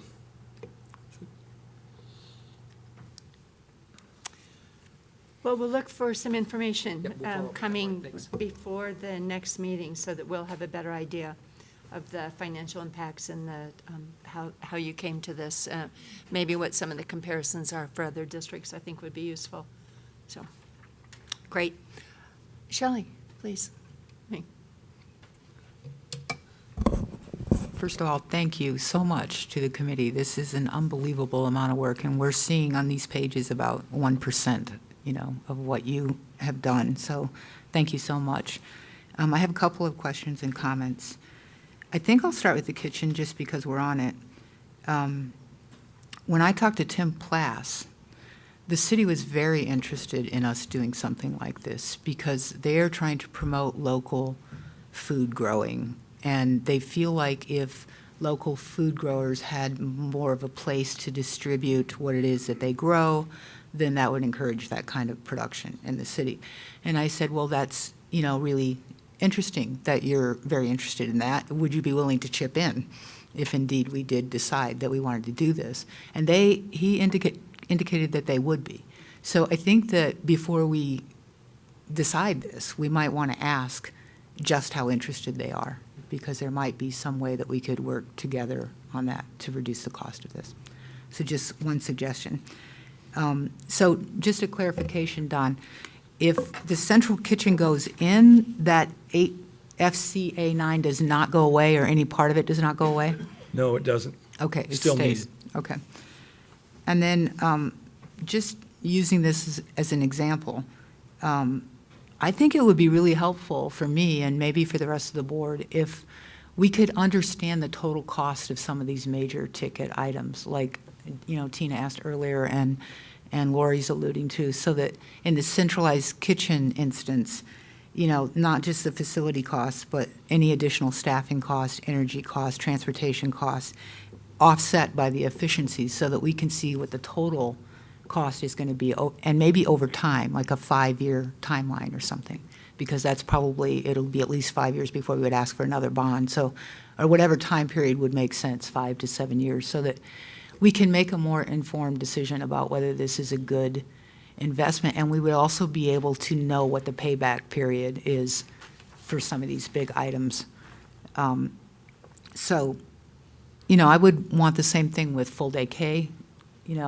It's not just the facility, it's the staffing, it's the additional energy. I don't even know, there might be other implications like taxes, or I really don't know. But it would be nice to have the full picture for at least, maybe not for every one of them, but for the larger ticket amounts. And I don't know how, you must have considered that, so it's just probably a matter of putting it together and, do you want to? So we'll do our very best to answer those Okay. questions, but we really did not consider them, Shelley, because as Don said, we really asked, early on, we asked the CIPC not to kind of worry about what was affordable, but really just work on the needs and not the operational cost either, knowing that this would come back into the discussion. So the full-day kindergarten, again, might be one of the easier ones just to illustrate. What we know is it's about $5 million worth of staff to expand our present kindergartening program to go to the staffing for full day. Be no reason to do it because we couldn't host it in our buildings anyway because we don't have space. We build the buildings. Will they come? Well, only if we come up with $5 million to staff it, just like first grade. So some of those are a little easier to define in that way. But some of the others, and we've done that with the centralized kitchen as well. So we'll do our best, but we really tried not to let that worry influence the CIPC because we knew you would get to worry about it here. And so Yeah, no, I wouldn't expect Yeah, so CIPC to that's- know that, but I would we've done expect the some analysis. district to have Yeah, thought about it. So we've done some of that. Yeah, okay. And then, I really liked the analysis of the budget that Bill did where he laid out just the changes, Oh, yeah. and that was very helpful. So if we had like a page for that for some of these things, like here's the money coming in for full day K from the state, for example. Okay. And here's the additional cost. So we could see the whole The picture difference. of what it's going to cost over, I think 5 years is probably a good time. Then I also have can you remind me what our bond capacity is again? Leslie, yeah. Just under 650 million. Okay. More than what we are now, yes. And do we know the cost to the average taxpayer on that? Depending on how we sell the bonds, so for example, if we did 570 million, we could probably sell the bonds at an increase of about less than $50 a year for every $100,000 for our taxpayers. Does that make sense? So for 570 million, it's less than $50, around $47 for every $100,000 of home value. For some of the other packages, I think for 370 million, it's about $29 a year for every 100,000, and for 500 million, it's about $37 a year for every 100,000. So some of the polling data that we'll be able to reference next week is that, so those are, Shelley, those are questions that it came at it two ways. One is if, let's just use 500 and some million, if we did 500 and some million, and these are the things that you would get for that, how do you feel about that? Mm-hmm. And how would you feel about it if you knew your property taxes were going to go this much on, I think we used a $400,000 home. So it came at it kind of through two doors. What's the value added in the investment? Then how do you feel about increasing your taxes that amount? So we did that in really, not because the timing wasn't quite right, but we really will have a look at kind of leveled. We took three different slices at this and said, a lower cost, total cost, a middle total cost, a higher total cost. All will be compatible with this. And so we'll have a sense of the confidence level we would have of the voters supporting any combination of these approximate packages, recognizing both what they would get out of it, as best you can in a survey, and what impact it would have on them as property taxpayers. So that's some of the information we'll have to share with you next week Okay. that we think will help inform both probably our recommendation and ultimately your decision. But So we that's- will know that. Yeah, that's Okay. at least as best as we can through this survey, yes, which Okay. we have a high level of confidence in. Okay.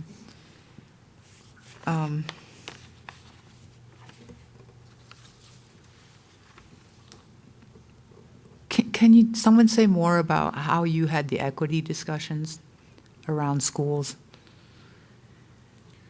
Like, was it, every middle school has this, so if you don't have this, it's not equitable? Is that the kind of thinking that went on, or if 2 or 3 schools don't have this, then it's not necessarily, you don't necessarily get it on an equity basis? Like, how did those conversations go? So let me take a stab at that.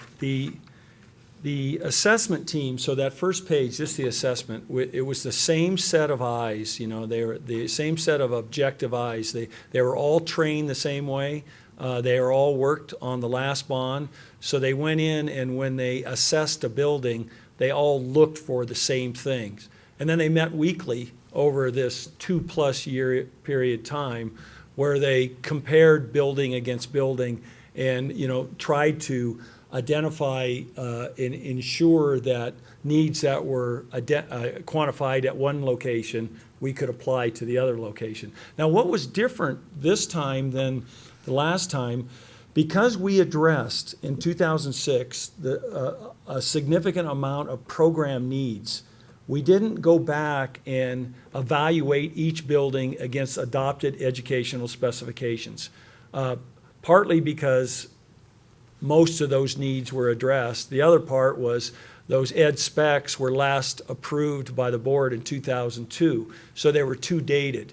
So we relied upon the conversations we had with school administrators who processed with their staffs and community input we received from our maintenance staff, and that same set of trained eyes from the folks in the back of the room. And so that's how it was, and then applied these same categories to each building. So things should be, if there's a need for a special ed space at a building, we identified it. If it wasn't needed, we looked for it at the next building, but if it wasn't needed, we didn't identify it. So it was the equity, I think, is the answer to that, is the consistency in the assessment evaluation that was used. I might just add to that, Shelley. So I think that where the FCA, easy for me to say, I didn't have to do it. The FCA application, that criteria is probably easier because of the nature of those that work. The programmatic one is probably a little bit more of a gray area. But to what Don said, a lot of that work was done in '06, but we still, so you'll see that there's funding in the program compatibility assessment in the 37 million in priority one. It goes up to 33 million and then up to 40 million in that category in the 3 packages. So, you know, we did, it's not that we were insensitive to that. I mean, clearly, if most schools would have a second gym because of that student population, this particular gym building did not, that would be an example of probably when it talks about inadequate facility, and so PCA 1 says inadequate facility prohibits to even deliver the program, or that it has a negatively impact. So that's where that would come in. So that if because we don't have, this might surprise you, we don't have absolute equity now. And so, and we don't have ed specs that have ever driven that so tightly that we can just say it's a carbon copy, because we have some buildings with auditoriums and we have other buildings the same level that don't have auditoriums. And so, you know, but we tried to be sensitive from these interviews and conversations, and then also looked at these PCA 1 and 2s. So that's where some of that will get addressed, because we clearly have examples where we have a middle school and an old elementary school, and so it was never designed to host that, and so this might be an opportunity to catch up on some of that. So even though it wasn't the major focus of this work, it was certainly considered as we went forward, so that if I'm a child in one building or another, do I have at least comparable? But clearly, you know, they're not, even if we spend $500 million, they won't be absolutely the same, because, you know, we started in really different places. But we're moving more in that direction. So I think effort was given to that. Okay, thanks. I have a few more, unless somebody else wants to go. Okay. Is that all right? Okay, go ahead. Are there any policy issues implied in here? Like, I mean, we have a policy on cameras, I think, for example. Is anything in here something we need to look at from a policy perspective? Not in this package. I mean, I think some of those we touched on around operational costs, ongoing, the camera, security, everything in here in security is either our present practice, and it's an upgrade or it's a universal application. So one example I'd give is that we have installed A-phones from a variety of sources of funding. That's a long journey. But so some of our schools have those secured access points where you do gain entrance into the building. So what would be in here is to have those secured entrances in every building. Be a lot more costly in Boulder High because it was designed a long time ago. So secured entrances, no problem with policy, just getting to a consistent place. Presently, we have exterior cameras allowed by policy on our campuses. They're dated. They're not digital, they're inadequate. And so the upgrade in cameras here is all exterior, so no need for change in policy. There is not a recommendation here to use interior cameras. If we were to go there at some point, now or in the future, we do have a policy around that, but not anything here that I'm aware of has any policy implications. I mean, we went down that path a couple of times and talked about it, but I think, security is one of the areas we talked about. I think we're fine there. I don't think there's anything in here that's really statute or policy concerns from what's being recommended. Okay, thanks. Don, as you were talking through these categories, it was really helpful to me to hear some of the examples of what was included. Is there some document that we could have that would lay those out for us so that we could just be reminded as we go through these discussions what's included, so we don't Sure. always have to keep asking you? Yeah, we have prepared a list of typical type projects that I'll forward on to you. Okay. And also, within these categories, have you established priorities within the categories? So that, I mean, I'm not saying that we would ever get to this point, but if we did, and we only wanted to fund something at 70% instead of 100%, would you have the top 7 things within those categories that you wanted to do if it were only funded at a partial percentage? Or is everything equal in that? For those batch? For those two line items that are not suggested for full funding, we have prioritized. We would have to go back if the board were to reduce something lower than 100%, we'd have to go back and prioritize. Okay. We haven't done that yet. Okay, thanks. And then I have a question about the Erie School. I don't feel like I understand that at all. Like, I don't understand, like, why it's K-8 versus elementary versus middle school, what the surrounding area looks like, what would happen if we didn't do it to those 300 and some kids. Would they go to St. Vrain? And if it was an elementary school, would we be able to keep them in middle schools when they move up because there's capacity in those middles? I don't really get a full picture of the Erie expenditure, and that's a lot of money. So it would be helpful maybe if we could just get an enrollment kind of overview and that something about the rationale for a K-8. I know that you said later on that would be discussed, right? That's not fixed in stone. The decision's not been made. Yeah. Glenn Segru, when he presents on this, and you've set through some of these presentations, is that the full build-out of Erie, we've projected, 10, 15 years, would be probably 2 elementary schools and 1 middle school that would then feed into our high school system. So this is just a first bite out of the apple, and that would be either a K-5 or a K-8 school is our anticipation. So right now, we have students who seek schooling in St. Vrain from that area, and they're over capacity. So there will be a point where, they don't tend to do anything until they're 140% over capacity with modular buildings and things. And so, I mean, this is part of their planning as well, but those are our students. They're our resident students. And so, and then there are students who come into Lafayette from that area as well. So this is both working to retain the students that are our resident students and also anticipating growth in that area. So and we have land dedicated for a building there already. So this would allow us to take the first step. Most likely, if development would continue in that area as projected with the housing starts, then in a next bond, there would likely be a subsequent building or 2 that would be considered. We don't think that's necessary at this point. This is a first step in that process. But yes, we have some enrollment data we could share with you. And is there any way to give us a ballpark estimate of what a K-5 would cost versus a K-8? I'm assuming this is costed out on a square foot basis for new construction, Don? Is that what you've done? Yeah, we did, and we looked at recent examples of other districts that have bid construction, so it's a cost per square foot. A K-5, you know, I just right off the top of my head, you might be able to take off a third of that total price. A third off? Yeah. Okay. So we'd be looking at 30 million instead of 45. So some of our, just so you know, so some of our worry there is that if we attract students into a K-5 school and they don't have a middle school to go to because of Angevine's capacity, then that would be the motivation to consider a K-8. If we're not ready to build an elementary and a middle school, which we think probably would be overbuilding at this point. So that's just something that we've looked at, and that's probably why we use the potential of a K-8 building. But that is because if they came to us for K-5 and St. Vrain doesn't have room and we don't have room, it's a problem. So, I mean, this is sort of walking into the enrollment growth is what we're trying to do here and anticipate. Can I Bruce, ask you if a I- question about Angevine? Did you just say, I just want to clarify, did you just say that Angevine is, what, at capacity or near capacity? I mean, are they Dr. close?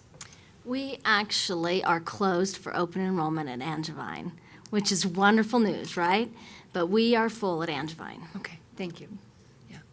Lori, I was just going to build on what Superintendent was talking about, which is, I mean, Erie is experiencing amazing, ridiculous amounts of growth.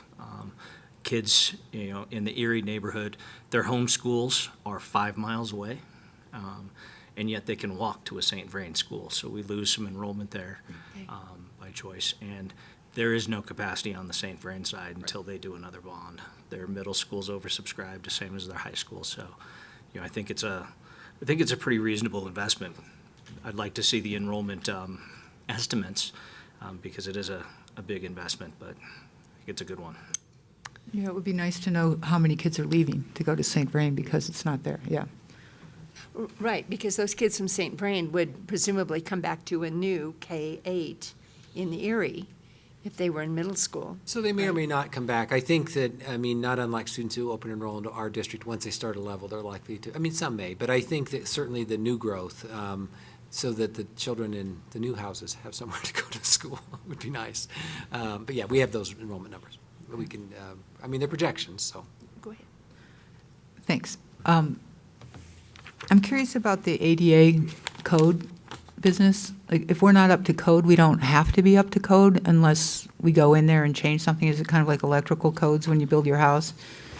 Or if we're challenged, Okay, so. Complaint-driven. yeah.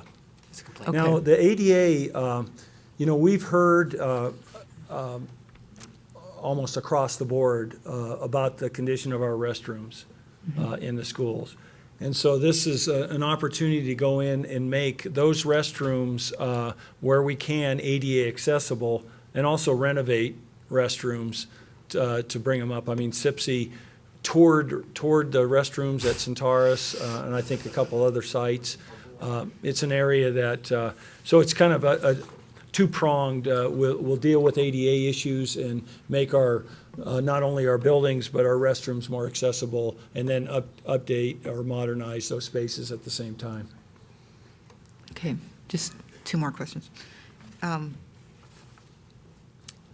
Could we get more information on what programs under PCA?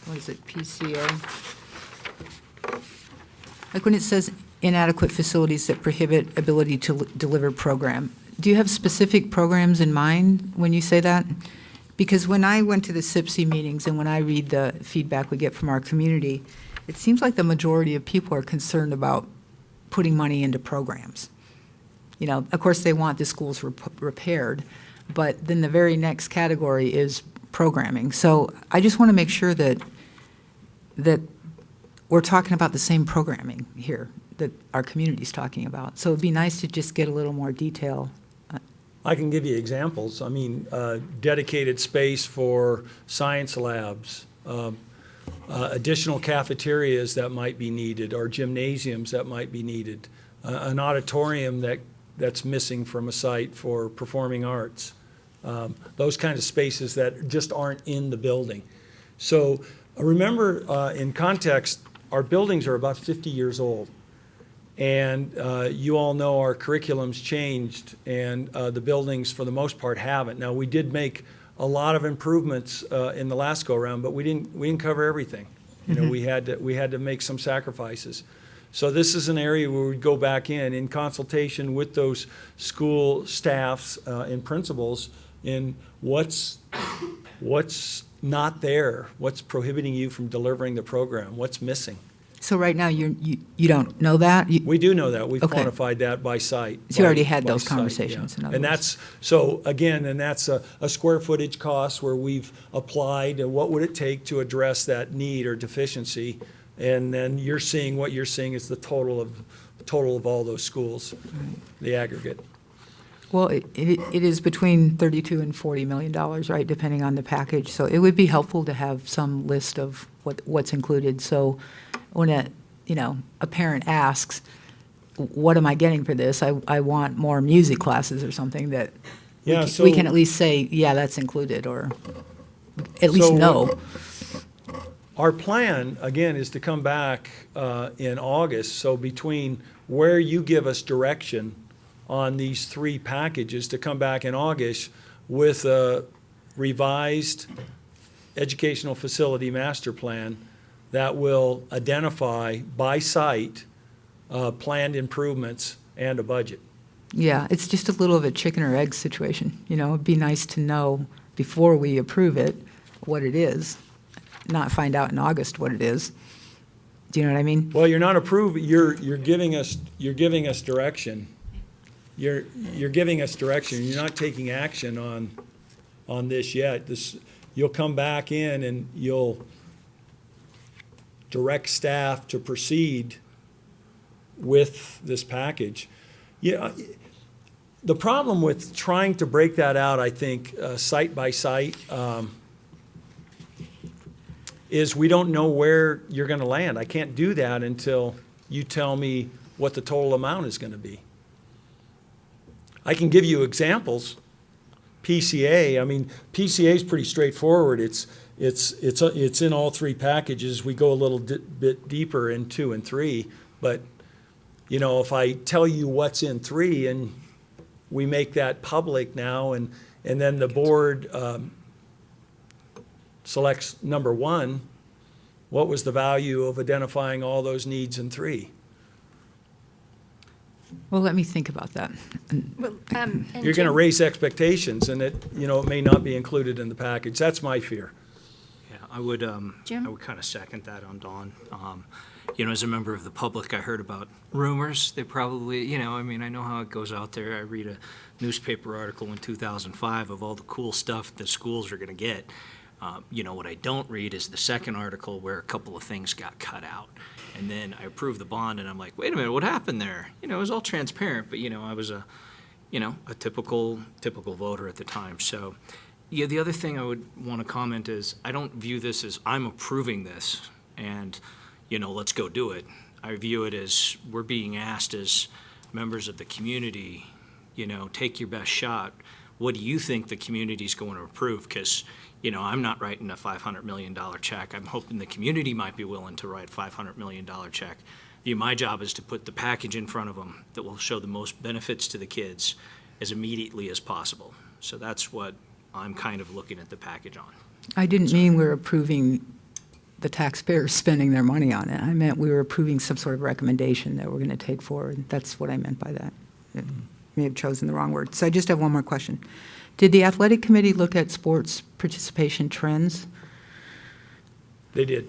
They did, okay. Is there a follow-up to that? Well, I just, I see the middle school track, example. That's a lot of money, and I look at that, and it does seem like there was something in the committee report about 1,400 kids or something wanting to compete in track. I don't remember the exact number. Fastest growing Yeah. activity in the district. Yeah, that was helpful for me to see. And I'm just wondering if they looked at all the other sports to see like what's growing and whether there might be a need for a facility that, down the road that is not, it's not having a light shined on it like middle school track. In other So our words. athletic director, Michelle DeBerry, was who's staffed this for the committee. So all of that data was considered to the subcommittee when they made the recommendations. In some cases, our existing facilities were adequate for the level of participation. So, and if they were in good condition, then there was no recommendation. Some of this work is about increasing access and opportunity. But, so that really, we looked at, so what we know doesn't poll well is athletic facilities.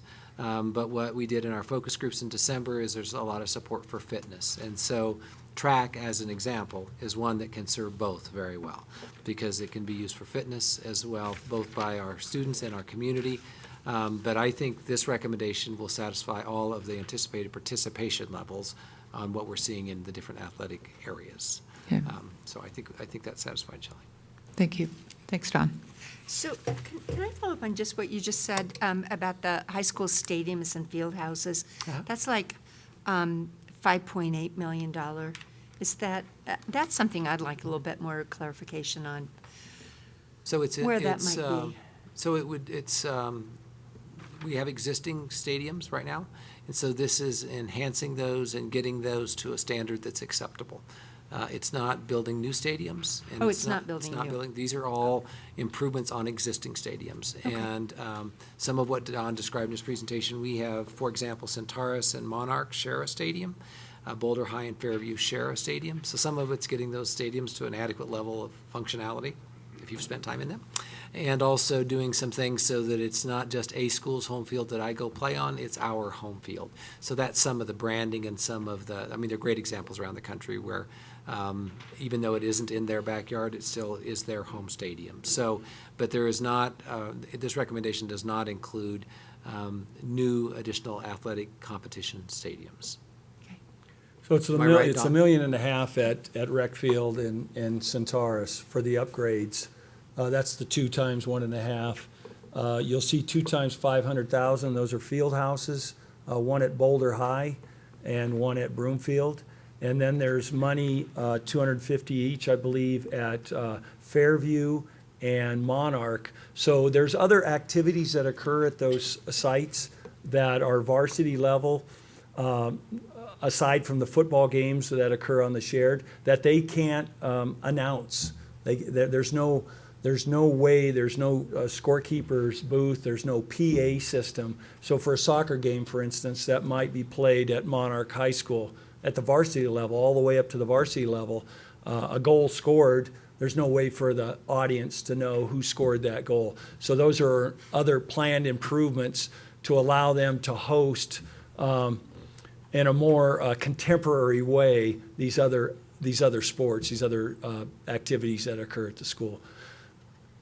So the subcommittee, I mean, they looked. They at one time they talked, and the newspaper kind of latched on to this, bringing everything up to a blue ribbon standard. But they didn't feel that they felt this was a better approach. The CIPC felt that a more equitable approach, a more cost-efficient approach. Okay. Sam? A lot of my questions have been answered. I only have 3. And thank you and your staff, and thanks to the CIPC. It's great service to the district, and the district is better for it. So I just echo the appreciation. In 2006, the voters approved $300 million? Is that- 296. 296. What number is that adjusted for inflation today? I'm just curious. Anybody know that? About? Today's dollars? Yeah. When did you know? Probably about 400 million at this point. So 451 would be essentially equivalent ask in today's dollars? Yeah. Okay. So we sold those bonds twice, right? We sold them initially in 2006, November, and then we sold them another round subsequent. So we didn't get all 298 million at one time. So a little bit, we'd just have to estimate with inflation. It's definitely in the 400 range, today's dollars. Okay, thanks. Yeah. I was surprised that nothing in sustainability made it into priority 1, given our commitment to that. We just won another national award, and my understanding of those investments is, in addition to reducing our carbon footprint, they save energy costs in the long run, which is the second biggest thing in our operating budget after personnel. Yeah, So right. can you just kind of explain or maybe summarize why you think none of those made it into priority one? So- Or am I inaccurate in those No, statements? you're right, but I'll tell you why. Embedded in FCA improvements are a lot of sustainable upgrades that are going to occur. So sustainability, just as it's in our sustainability management systems. We've greened our technical specifications, so that's the equipment that we specify for our buildings. So it's embedded that we're going to make green, sustainable improvements anyway. The sustainability category goes well beyond that. And we talk about integrated planning, where we'll bring mechanical or MEP engineers right off the get-go with the architects, and we'll say, we want you design this building to a specific standard.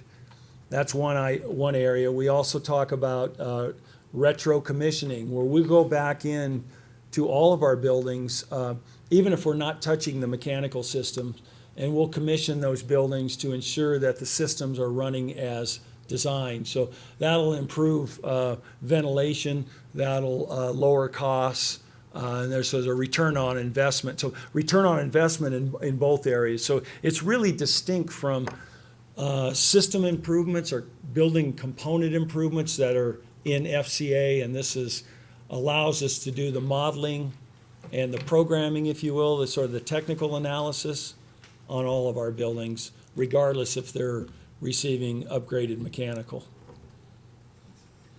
And just really quick, there was an item in security, door locks and gates. Is that just replacing old locks?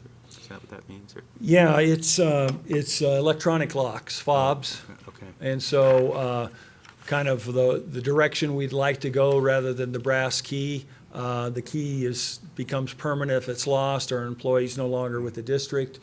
So the upgraded Yeah, it was like 4 million or something. upgraded security measures Bruce talked about, that's AI phones and the exterior cameras, and the door locks and internal gates are that. We want to be able to secure our buildings after hours. We have a lot of programs that are occurring after hours. People can come in and get access. Once you're in the building, you get access to the whole building. So 2 things there: internal gates that we can cordon off portions of a building when they're not in use, and then more robust locking system to enhance security. Great, yeah, thank you.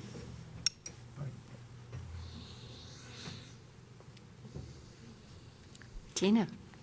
I just had another question about the education innovation piece. So it talks about a dollar amount per each school. Are those just placeholders, and then they would be changed based on enrollment in the school? No, No. it's by level. So By level. So the elementary doesn't have anything to do with enrollment. It just has by grade level. Elementary at 200,000. That money would be escrowed for them, and there's a whole menu that they can choose from.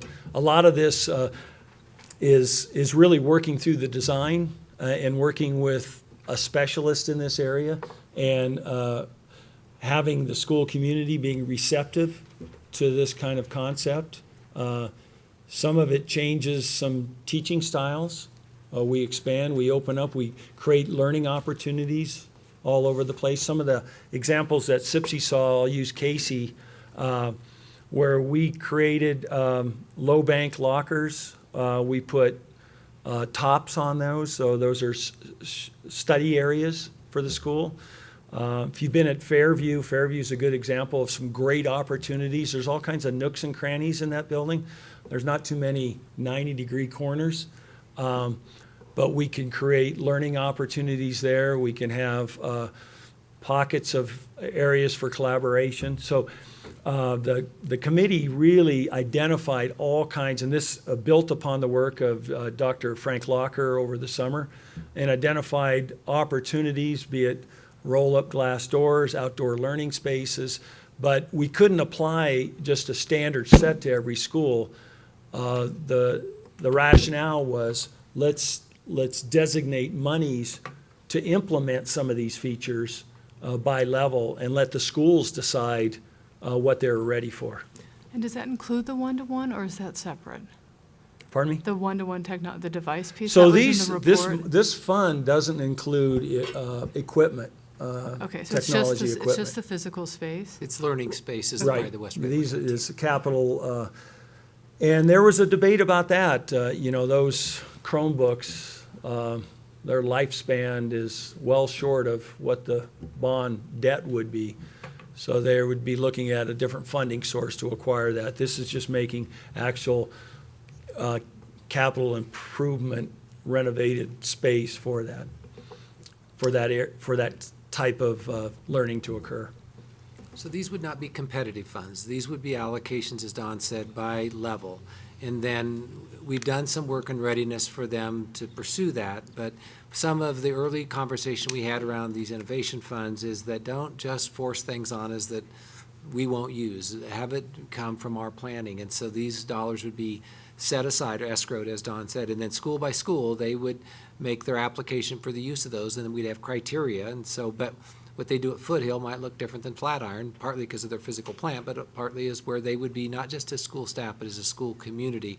Some of the work, and I would use Summit actually as a great example, they've done some early work on this where they've taken existing space and they've visioned how some of that space in a very kind of traditional school setting could be used in a more effective manner. And so that's just an example. But other schools, we had, as Don said, we had a little of this that came out of the last bond, but the Frank Locker work, the Preparing for 21st Century Learners, really using space in more innovative and flexible ways.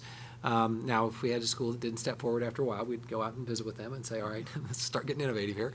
So it isn't that we would expect everybody to participate. We really do want to customize it around their needs, their setting, and their vision. So in a campaign for a bond, we would give some examples to showcase this so the voters would have confidence that that's a good investment, but also respect that there could be variability based on their setting, and also where the other infusion of FCA dollars and everything comes in, they would know that then, and then they could use that also as part of this. So, it would be complementary to investments being made in the school already. Tina, do you have any follow-up to that? No. Okay, Shelley? Shelley has a question. Yeah, I forgot to mention earlier that I really like the approach to the innovative, aspect of this. I think that shows a lot of respect for the school's local control over what they need, and I really appreciate that. It would be nice if there was ways we could do that in other categories too. I think it's great. Yeah. Okay, thank you. So I just have a couple of questions. I'm kind of overwhelmed. So when I was on the Capital Improvements Planning Committee many years ago now, one of the things that we were told was that we didn't have to worry about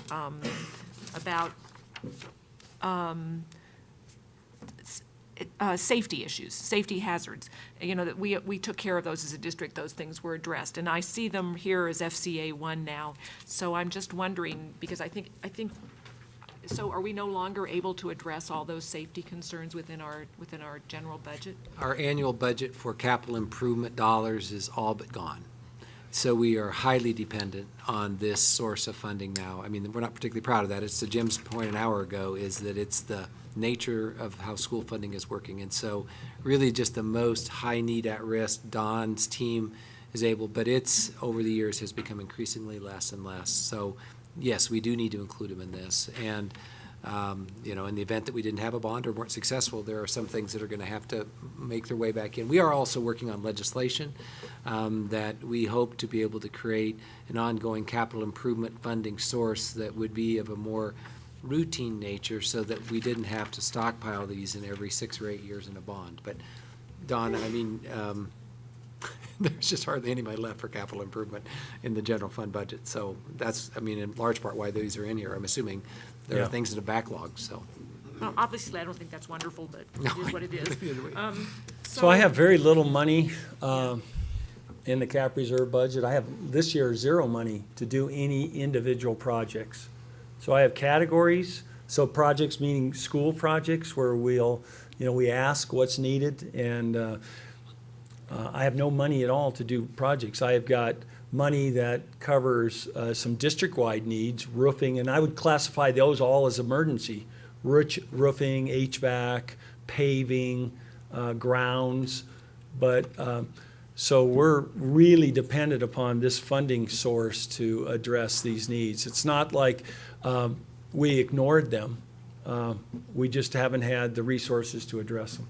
Well, I'm going to refrain from launching onto a rant about that because it's not your fault, so, and it's a decision we've all made, and, so I'll just move on.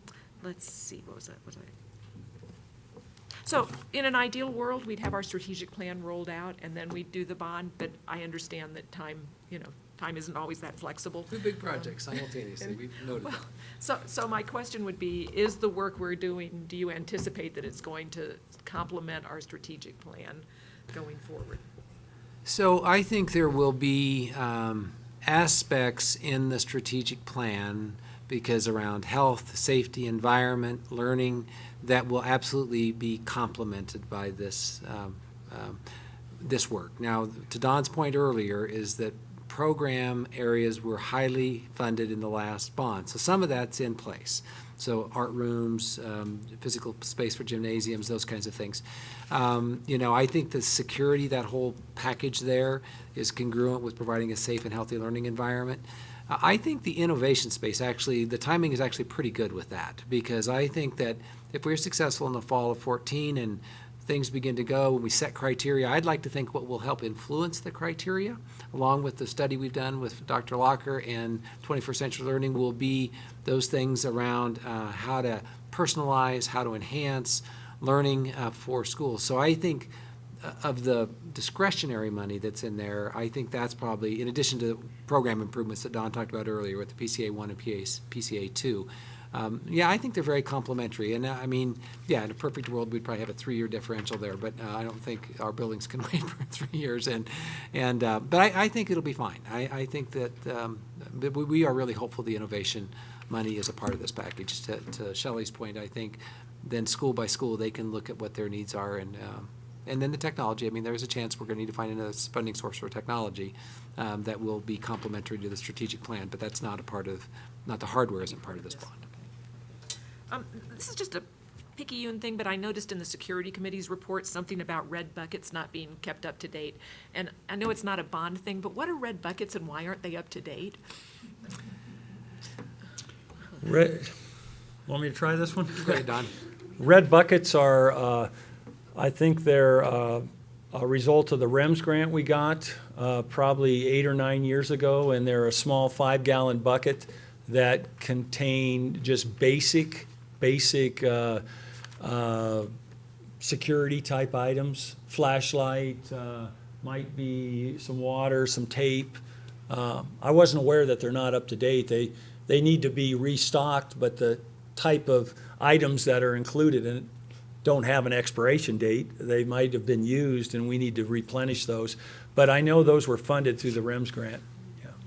So you're right, not a bond issue, but an area we need to continue working on. Maybe Mr. if Wilderman it's a will safety follow up issue, on that. maybe we can update them. Let's see. Oh, and I just want to make a comment, because as I was reading through the community comments about athletic facilities, and I know they don't poll highly, but I would just sort of like to make a comment for whoever may be listening out there, that updating our athletic facilities is not just a question of addressing sports, but it's also part of our program in our schools. So to have adequate facilities for, say, tennis, if we want to teach kids tennis, it's not a matter of just sports, it's also a matter of programs. So Yep. I think we need to keep that in mind as we're assessing those facilities, and I'm sure you have, but it was just a comment. So Jenny, I would say we did consider that in the assessment, but to your point, I think what we found in our focus groups in December is that we have some work to do on educating our community, both on our facilities, but also that a tennis court is both athletic competition, and it's also fitness, and it's also program. So I think that sometimes folks can make generalizations because of a lack of understanding of the context. So, I think our takeaway in some of the survey data we'll probably look at, that we'll review, is that there's some educational work that we need to do, which is appropriate for a campaign. So that'll have double benefit, hopefully pass a bond, but also help people better understand our programs. Well, and along those same lines, I noticed that one thing that came in very low in our discussions was improvements to the Ed Center which made both packages 2 and 3. So I'm assuming that our CIPC disagreed with the input we got from our public about the relative importance of updating the administration offices and providing space for professional development. So the district-wide committee rated it as the highest priority. This is our CIPC committee, which was not staffed by people who work in this building. These are members of CIPC. So you're right, but Tina's talked to me about this a little bit, about how we ask questions and how we may have set ourselves up with our community value meetings. Because one is that, it's a small sampling of our entire community, and without education and understanding of services provided, it's hard to ask people to give judgment or value to things. So, but yes, it's still a high priority with the CIPC committee, and clearly, the question we say, if not now, then when? At what point do you just have to do things because you have to do them? And whether it's a transportation facility or a secure front entrance to a building, at some point, work just has to be completed. And I think that was sort of the takeaway, because of some of the inefficiencies and lack of functionality of this building as an example. Well, we all know the history of this building. So anyway, but yes, there was some We've difference all been opinions. lost in this building if we spend any time here. We find at all, preschool so. children wandering daily. Can I take just a second to see if there's anything else I wanted to ask? Oh, there aren't any buildings, clearly there's nothing in here, but I couldn't help noticing as a result of the last bond that we tore down 2 buildings and built 2 new buildings, and that wasn't in the original package. Are there any schools do we have any schools that need to be torn down? Well, don't ask the principals. So we did that same analysis. This time it's called a Facility Condition Index, where Yeah. you look at renovation costs versus replacement costs. And none of our buildings, probably due in part to the investments we made the last time, none of them fell to that level that they should be replaced. Okay, Yeah. okay, great. Well, I think that the work that's been done on this is great, and again, thanks to the members of the CIPC who are here and the ones that aren't here. And just briefly, are we going to get our tour of the transportation shed? Not that I have any question at all that it needs to be replaced. I've walked past there. It looks like a third world country, but. Yes, it does. It's quite a shocking experience. So I've talked to Susan Cousins about this. I think something we can just think about is that we think there might be value of hosting tours or open houses. I don't know if an open house at a tired transportation facility is, we'd have to serve brownies, I suppose, but to get people to come. But we think there might be value in the campaign. Because, again, this whole education piece, and if there are specific things that, as a board, you feel you need to see to help make a decision, then obviously we'll accommodate that. But if part of our effort to put it together, we think there could be value of getting community involved as well, because, again, who would know what our transportation facility looks like or how functional or dysfunctional it is unless you work for the district or you spend time there? And actually, most of our employees wouldn't have any idea of that either. They see the yellow buses rolling. But so we think there's some value of doing both showcasing good things that we have and that we'd like to expand on, and also things we're not quite as so proud of, because we think that could be part of our community education, and hopefully we can invite some media to join us, and certainly create some videos that we could put on our own website. So, we don't want to make us look awful, but there are some kind of dysfunctional areas, and that would be one. I think that's a great idea, So actually. we've been doing some initial planning around that, Jenny. Okay, thank you. Cheers, quick. I appreciate your comment on athletics, Jenny. I think that that's a really important thing to remember. And I'd also like to point out that when you're an elementary school parent, you don't really think much about athletics. And even into middle school, you don't. And it's only really when you get to high school that you realize that I think up to 60% of our kids are participating in some kind of athletic activity or something close to that. number. And that for some kids, it's what they look forward to in their day more than anything. And it makes actually school tolerable. I hate to say it, but it's often true. So I just think we can't underestimate the importance of athletics in our district. So. I'm just noticing that it's 7:30. Actually, I noticed it a while ago, but I let the conversation go because there were a lot of questions. It's 7:30. Would it be okay if we chatted just a bit longer? Are we okay? Sam? Yeah. Jenny, you're okay? All right, yeah? Okay, all right. What? Good talking to Don. Oh, yeah, right. Yeah, keeping him I should have standing. taken that seat over there. No. So, I just think it's really important to get these questions out so that there's direction for next time. So let me take a couple of comments and a couple of questions. The Ed Center remodel, I mean, that's, part of this will come down to how much money we think we can ask for and is an appropriate amount, but that is something that we ought to think about. I wonder if there's a way to be a partial remodel to this building. I mean, we've got the transportation center and the kitchen and remodel here. I mean, this room is, has always been a challenge. And a lot of parts in this building are a challenge. I know staff is stacked up on top of each other, but I know that I wonder if there's a way, I mean, as we're looking at this budget, it might be a place where there might be some savings. And, So you know, we've done that analysis, Lori. We've had architects in. So there isn't much about this building that has value to restore. I mean, just because of so we've had that analysis done. So we think, so what's being proposed is the result of an analysis we've conducted. We actually, what wasn't done in the last bond was a master plan for this campus.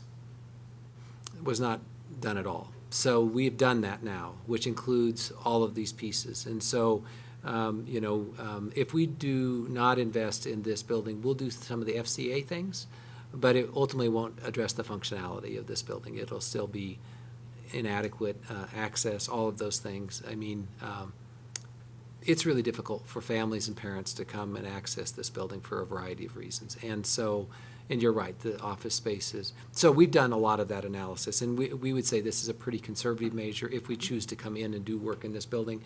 If we don't, then we don't. But they're probably, if we just make, we've made some improvements in recent years to make it more acceptable to the community, carpet, paint.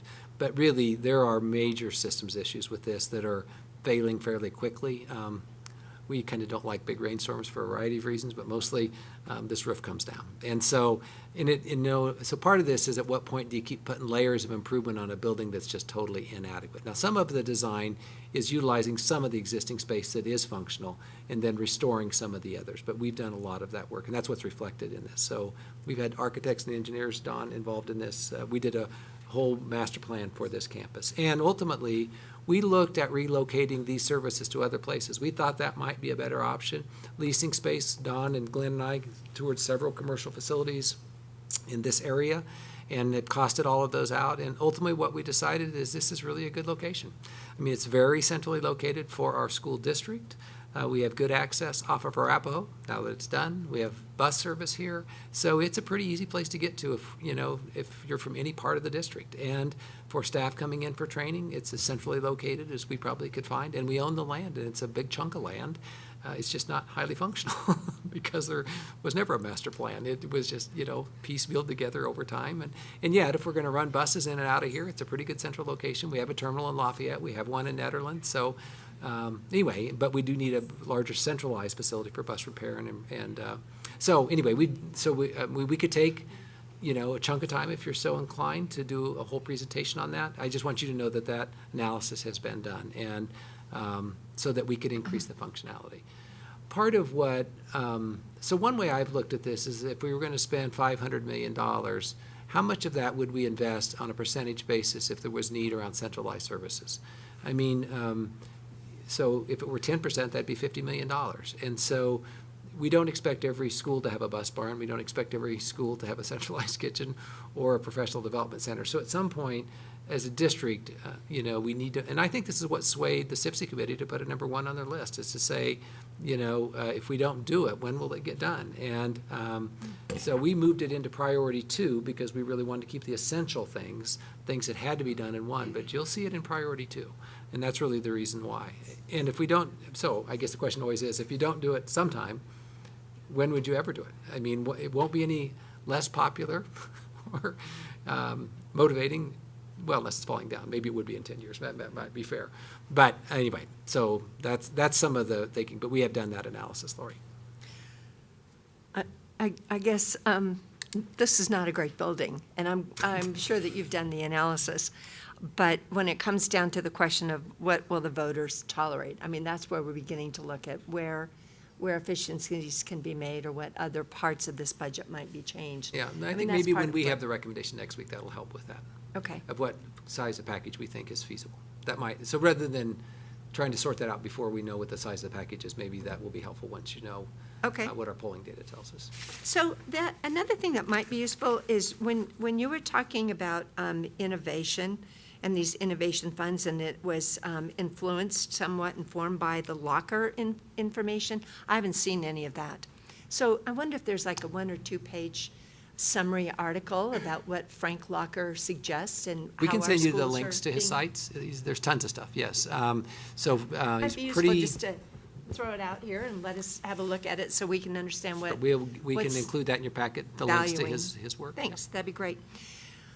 I also, someone suggested this to me, that the audio enhancement for every classroom, I wonder if that is something that might be looked at. I have seen that in operation and it is absolutely fabulous. And if I were a teacher, I would want to have that. But I don't know that every teacher does want to have that audio enhancement. And I wonder if that's something that people could ask for if they wanted it in a classroom, have it be some sort of optional. It should be the students who get to ask for it, actually. Pardon me? It should be the students who get to ask for it, because it's the students who will benefit from it. So that's, Teachers did. that's the purpose of the audio enhancement, is so, Okay. for the students. And so, to be fair, if we think it's good for students and their learning, then the question is, should it be discretionary? I didn't know it was for students, so thanks. Yeah, I it's thought so it they was can hear. I thought it was the wear and tear on teachers. No. The teacher who I was in the classroom had a difficulty speaking. And so after a long day of Well, that speaking certainly out would be to a helpful as well. classroom, it was very difficult.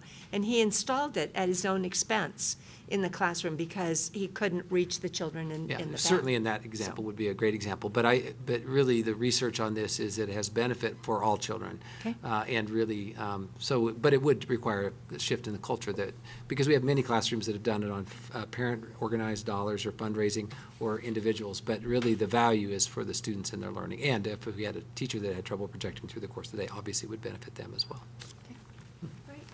We have that in 2 limited locations, Whittier and Foothill right now. Okay.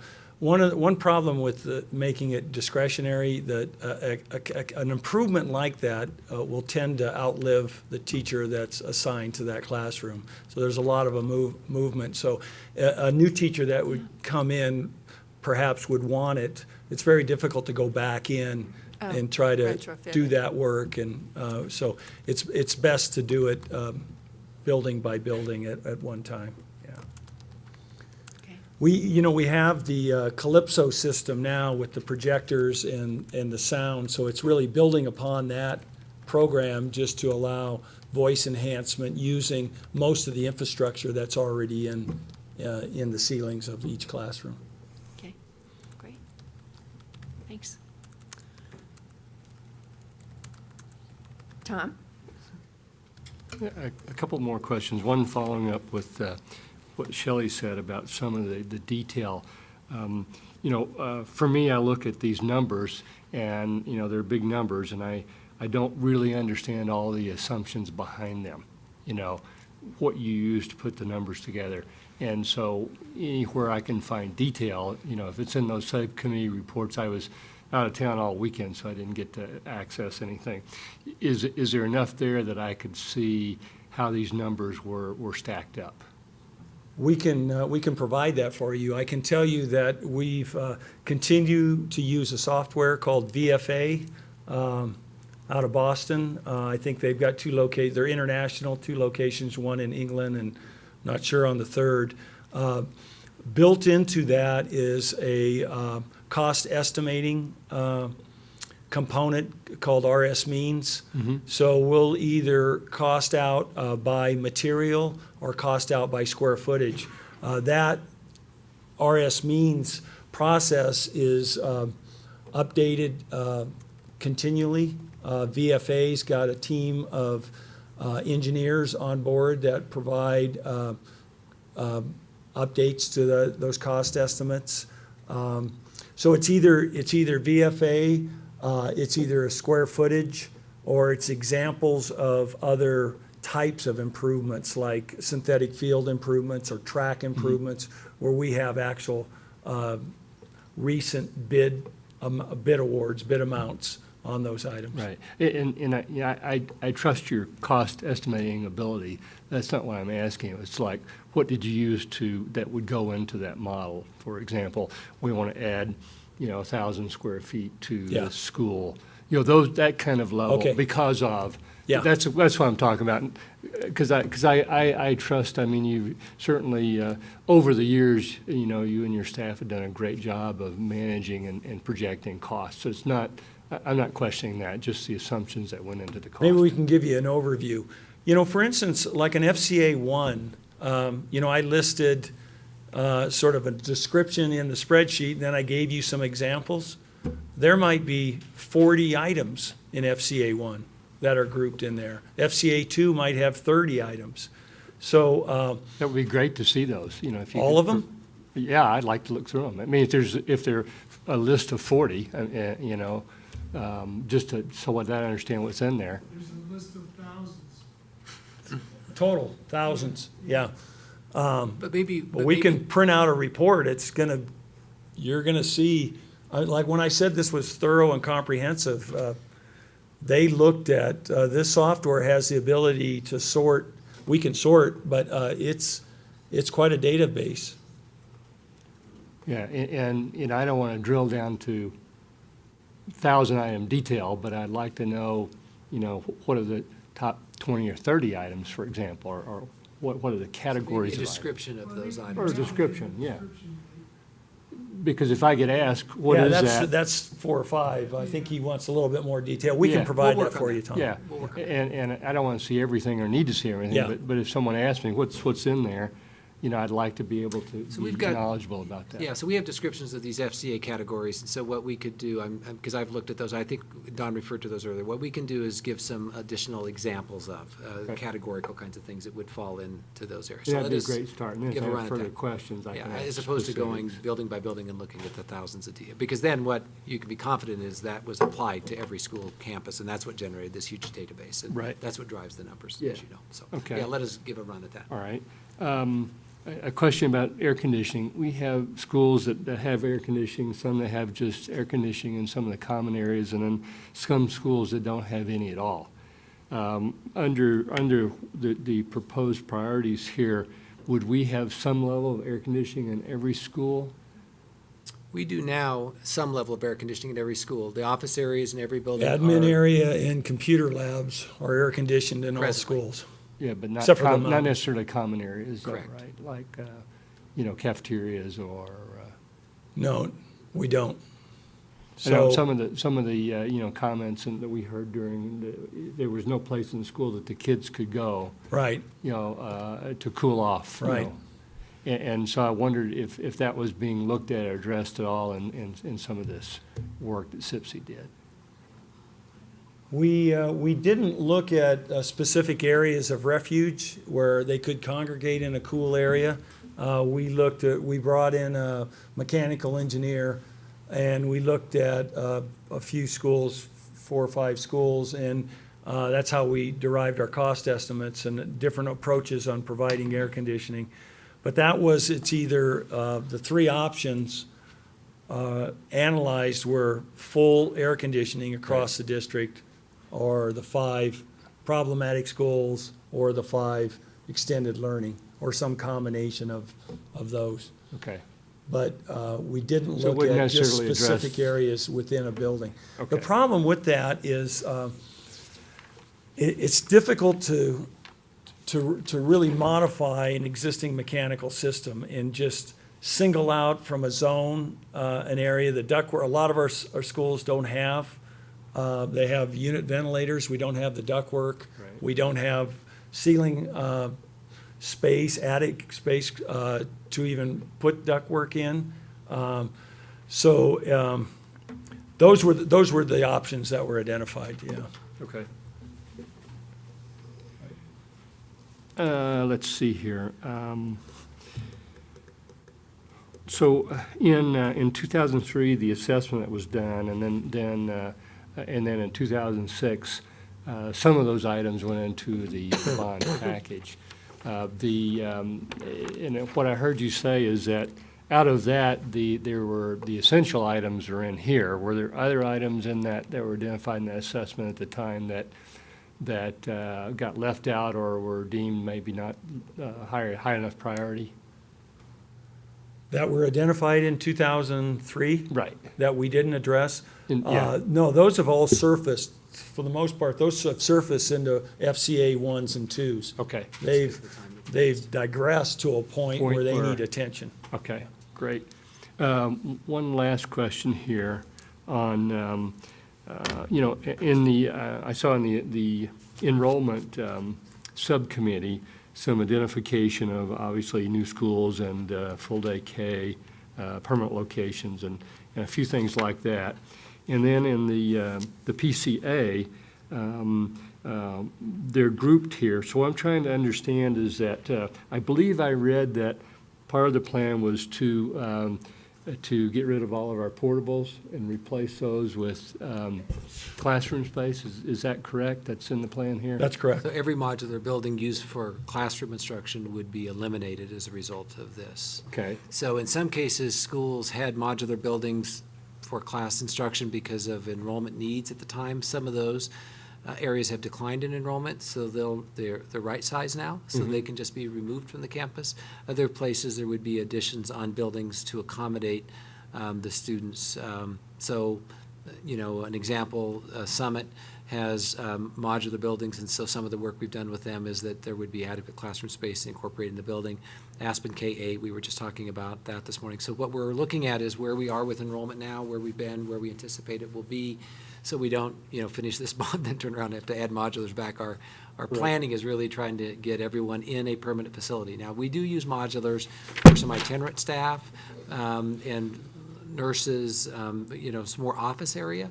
And so we talked, there may still be some continued use for that. But for student instruction, where children spend their day, we'd like them all in a regular building so that as we apply these security measures, and plus just instructional quality, that's our goal, is to get all of those eliminated. So we looked at enrollment projections from the best knowledge we have, and how far did we take those out for this? Well, with open enrollment, I mean, the reality is, so Erie is an example where we know there's going to be growth because of new housing starts. But for the most part, our overcrowding is a result of our management of open enrollment. And we've had pretty good success so Whittier's our most recent example. I think we'll see it with LES as well, that we simply need to turn the open enrollment valve off. And then, because we aren't interested in having elementary schools at 800. If we can't accommodate the neighborhood that's designated for a school in the existing building, for the most part, then we would like to work with you to change boundaries. Because we have enough, so let me just use Louisville. We have more than enough space in Louisville for all the children who live in Louisville. We have 2 buildings that are well under capacity in Louisville, Fireside and Coal Creek.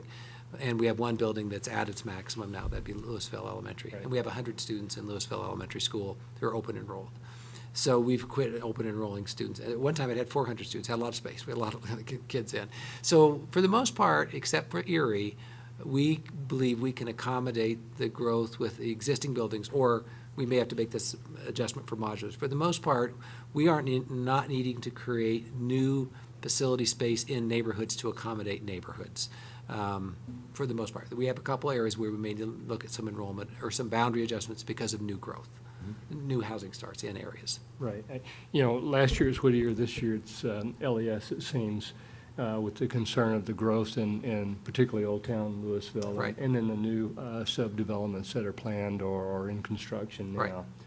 Right.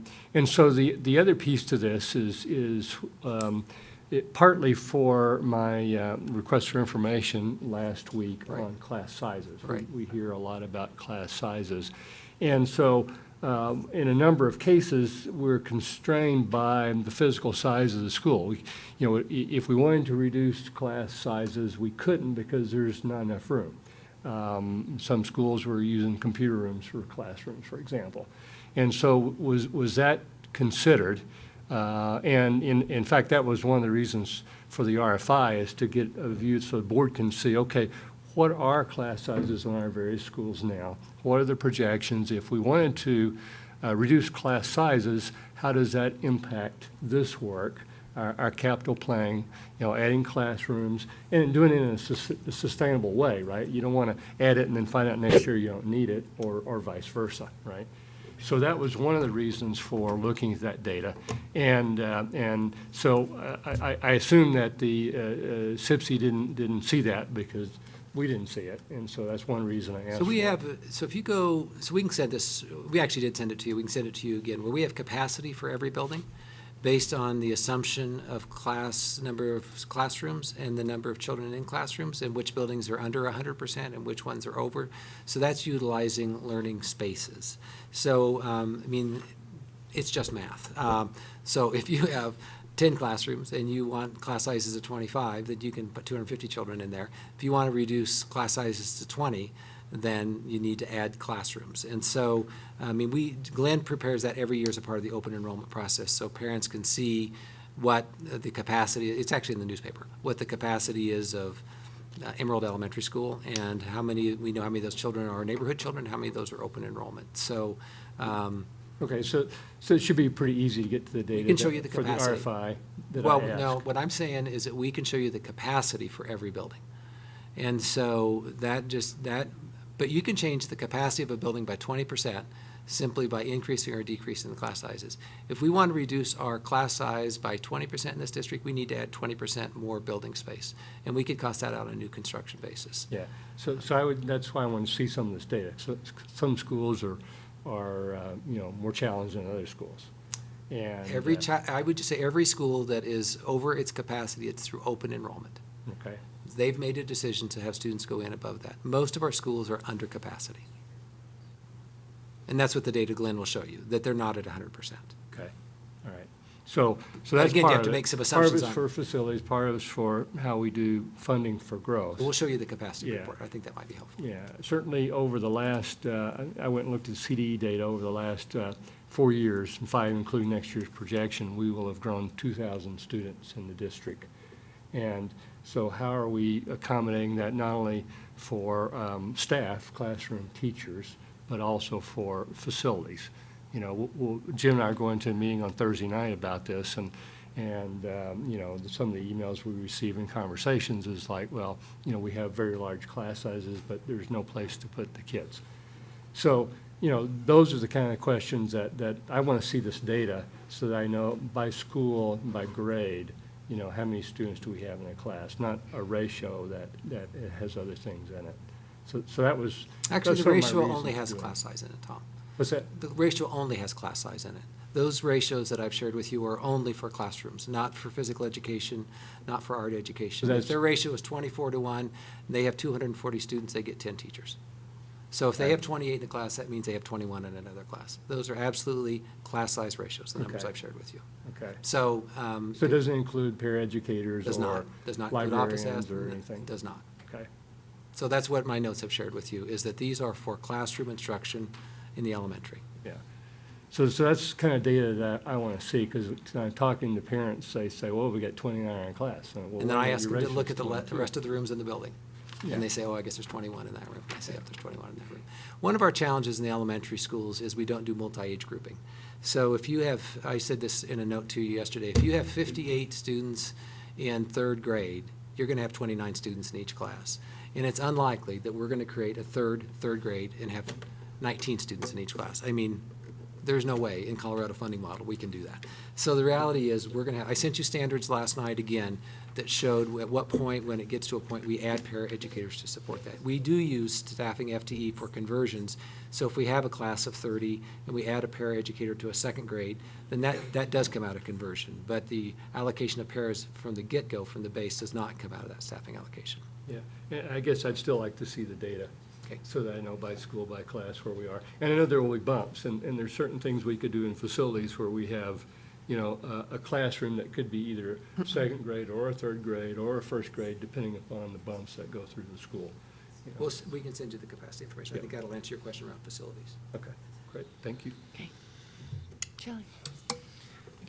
Bruce, to your comment about managing this through open enrollment, I just would want us to think about, in every case, why a school is desirable to the parents and why another school may not be, and try to understand how we might make those schools more desirable rather than just cutting off enrollment to the more desirable school. Like, there's reasons why parents make those decisions, and if we surveyed them, we could find out, we may know some of them, but if we might survey those parents and find out what we could do to enhance the desirability of other schools, so. Sounds like a I'll good study just- session one day. What? Sounds like a good study topic one day. Yeah, we can talk about it. I love listening to people say, well, this is the school of the year. I'm going to this one, or I'm going to that one, or whatever it is. Anyway, I don't know how parents make those decisions. Yeah, anecdotal stories. Jim? So I know we're getting late in the night, and I want to see if everyone's got their questions answered, but, you know, I want to ask one question of the CIPC committee, which is, did class size ever come up in any of your discussions? No. Thank you. The observation I'd like to make for the board is, we have created a citizens committee. We asked them to go out and do this study for us. We asked them to dive down deep. We asked them to be apolitical about this. We asked them to come up with what are the needs, how can we better serve our kids, and how can we offer our community a chance to invest in it. Again, I get kind of nervous when I'm even thinking about, well, I don't know if I can get enough support for this or that. I look forward to the survey to see what happens. But again, we charged this committee with going and finding these needs for us. And I think if we stop listening to the committees that we appoint and asking for their advice, if we stop taking it, we're not going to have 60 people volunteer for the next time. We'll be lucky to have 3. I think the power of this was having the citizens tell us, give us your best shot with all the study. Thank you. I would say that the fact that the CIPC committee was not asked to consider class size, they weren't asked to consider anything, right? They were asked to go out and evaluate the schools and see what is needed. So to say that is no different than Bruce saying, wait a minute, you didn't really understand what we were talking about when we were talking about this building. Or you didn't really understand what we were talking about when we were talking about the central committee, or central kitchen. So when the exec committee looked at CIPC's recommendations, they massaged them a little bit with additional knowledge and with their own set of values layered on that.